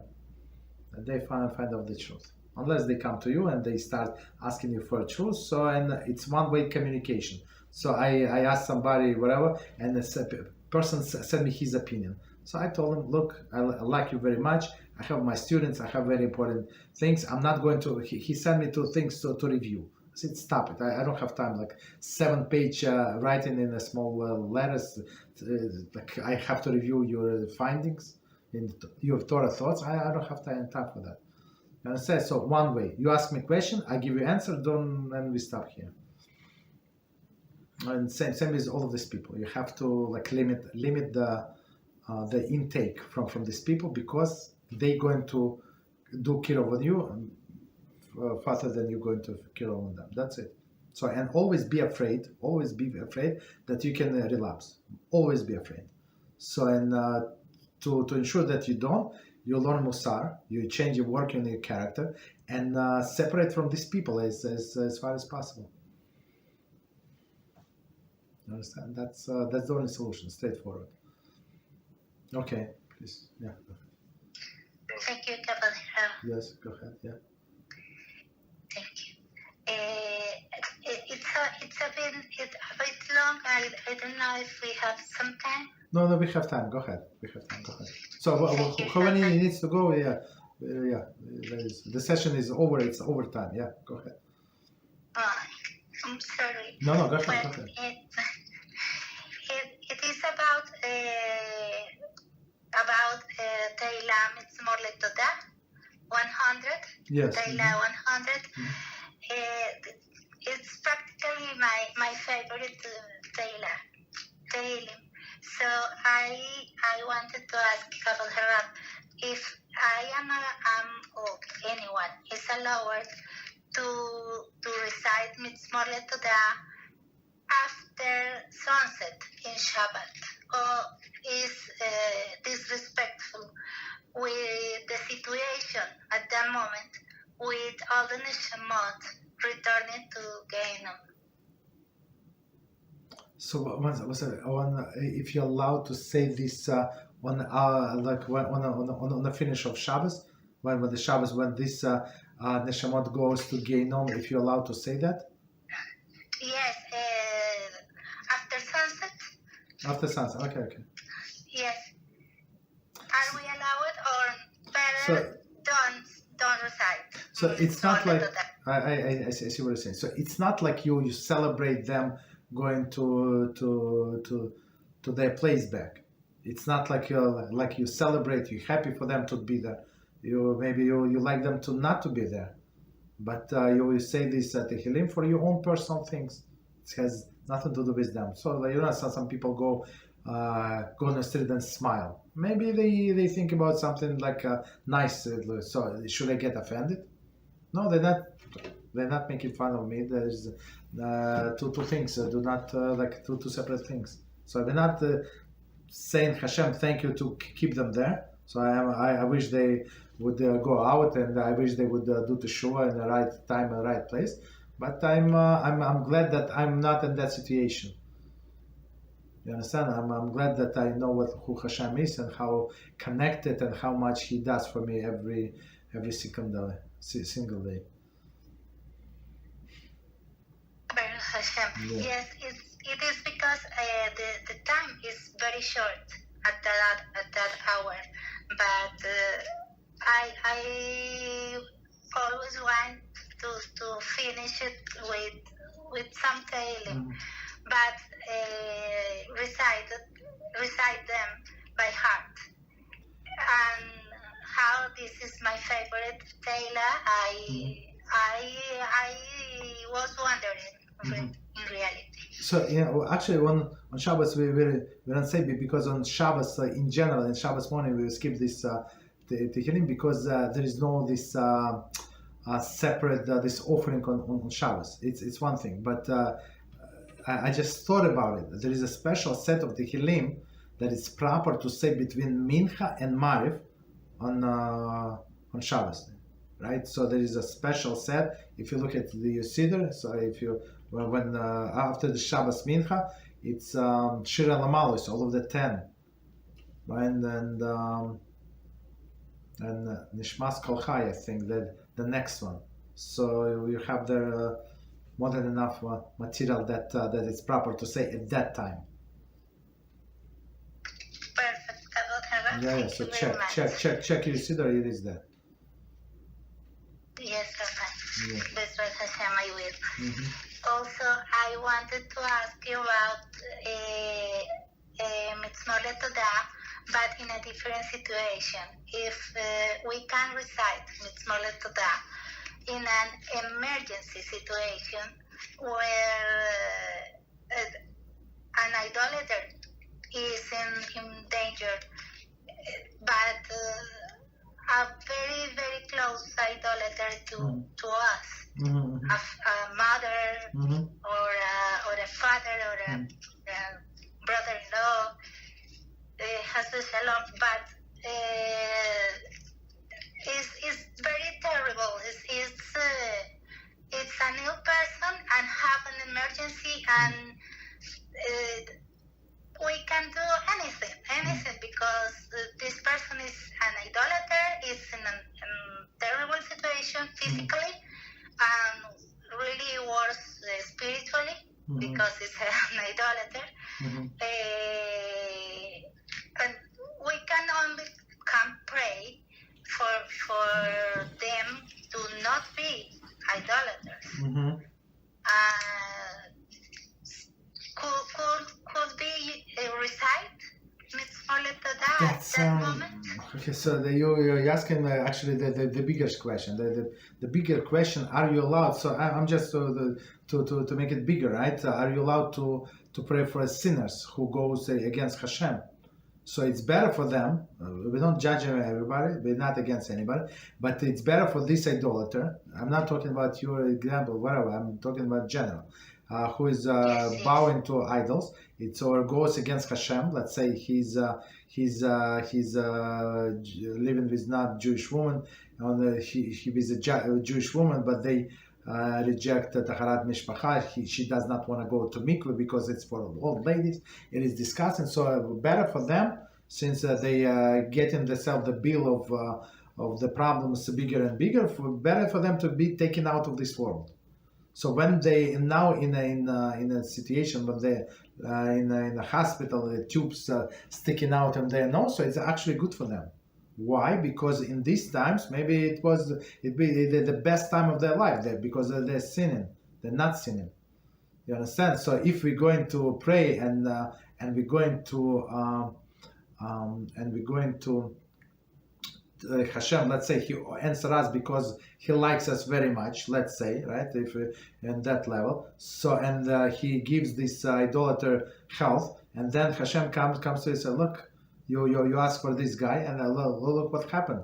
He even worse than before. He brought this the donation to his idols because he said, you know what? Actually, Yoshka, I asked Yoshka to say, Yoshka, tell me, you know what happened? I just I had it in my dream, so I delete these messages like too much. They met Yoshka in their dreams, or he like all these things. You understand? So they would attribute all of this recovery to their idols, and they would continue in their ways even worse. You understand? So are we allowed to pray? Yes. We are allowed, but better not. So and some Jews get offended with me, like very much, and I said somebody said pray for us.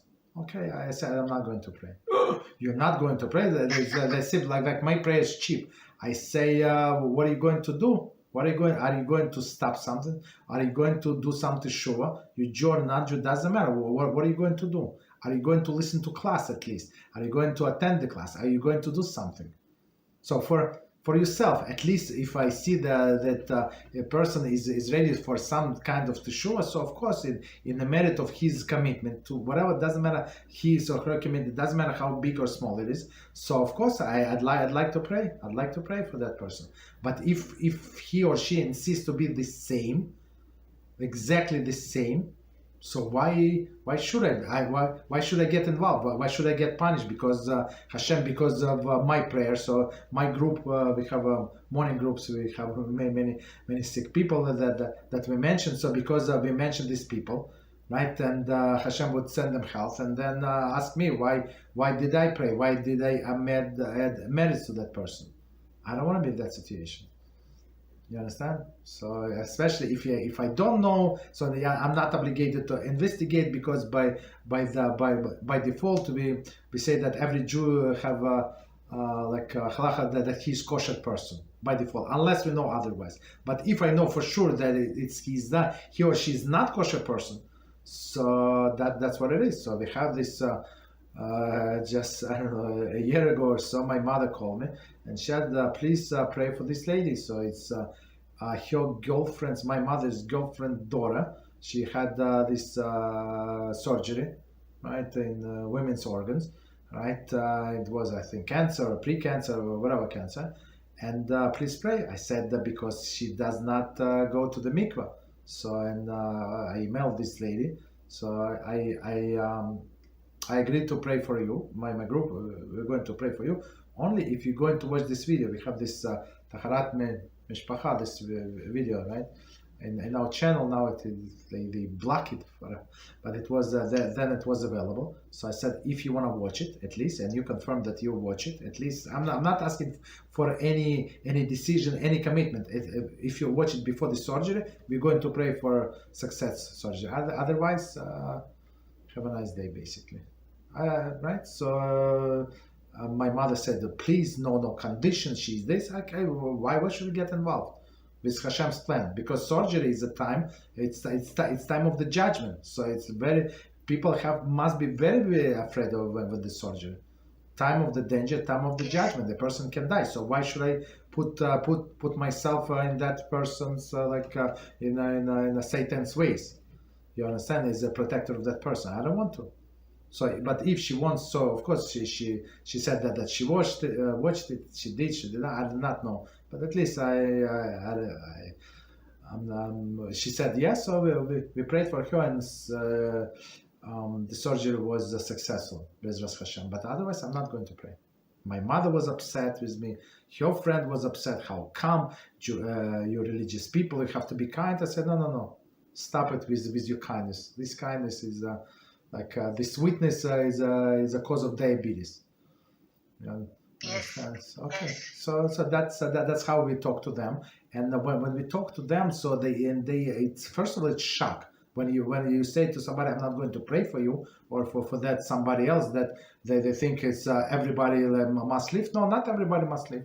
If you go against Hashem, it's better for you. Forget about me. Forget about my feelings that I'm hurt when you first heard Hashem. It's better for you not to be in this world if you're not planning to do Teshuvah. You understand? So that's our approach. But then sometimes a few people, they actually woke up. I'm not sure to what level they woke up, but they woke up from this answer, truthful answer. Okay. Hashem, thank you, Rabbi. You're welcome. You're welcome. Amazing answer. You're welcome. So people, some people know they cannot handle the truth. Everybody, at least wake them up. At least give them sense of truth, and that's what I stand for. And nobody's going to don't think that a Jew prays, kosher Jew prays is cheap. No, it's not cheap. It's very expensive. You understand? It's when this precious soul is standing in front of Hashem and praying. That's very expensive. It's very precious in the lives of Hashem. Okay. So what else? Any other questions?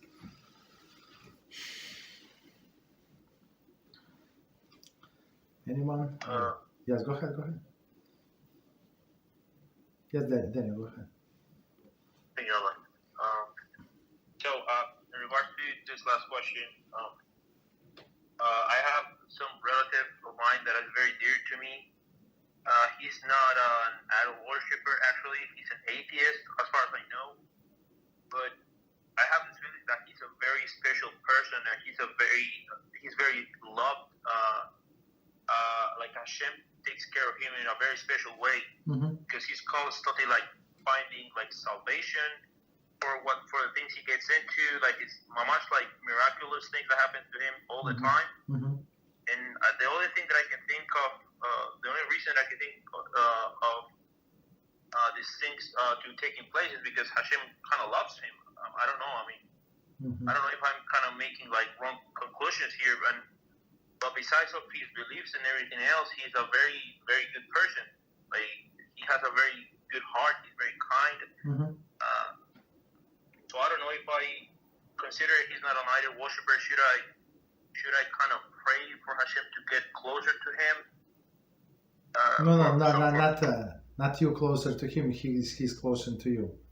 So we don't go to their level. We try to bring them on our level.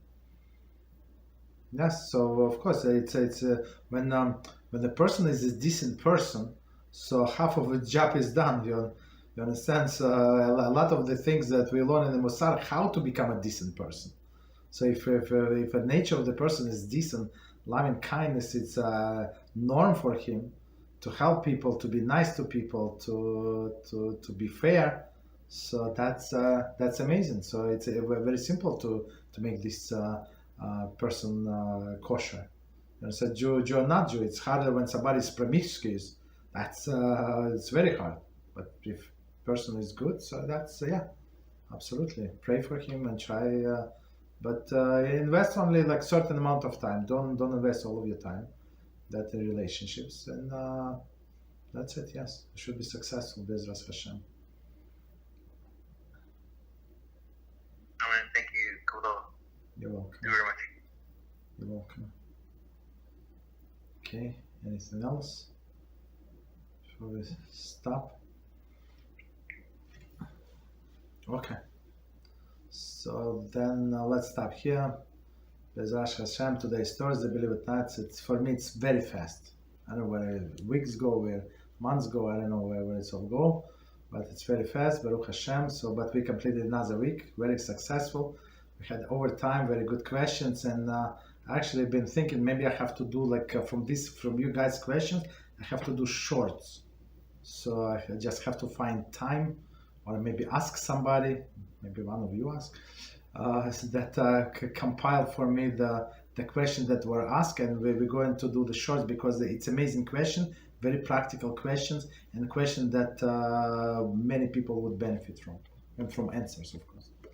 All right, so thank you very much. Good Shabbos and good night. Until next week, same time next week. Thank you very much. Rabbi, sorry.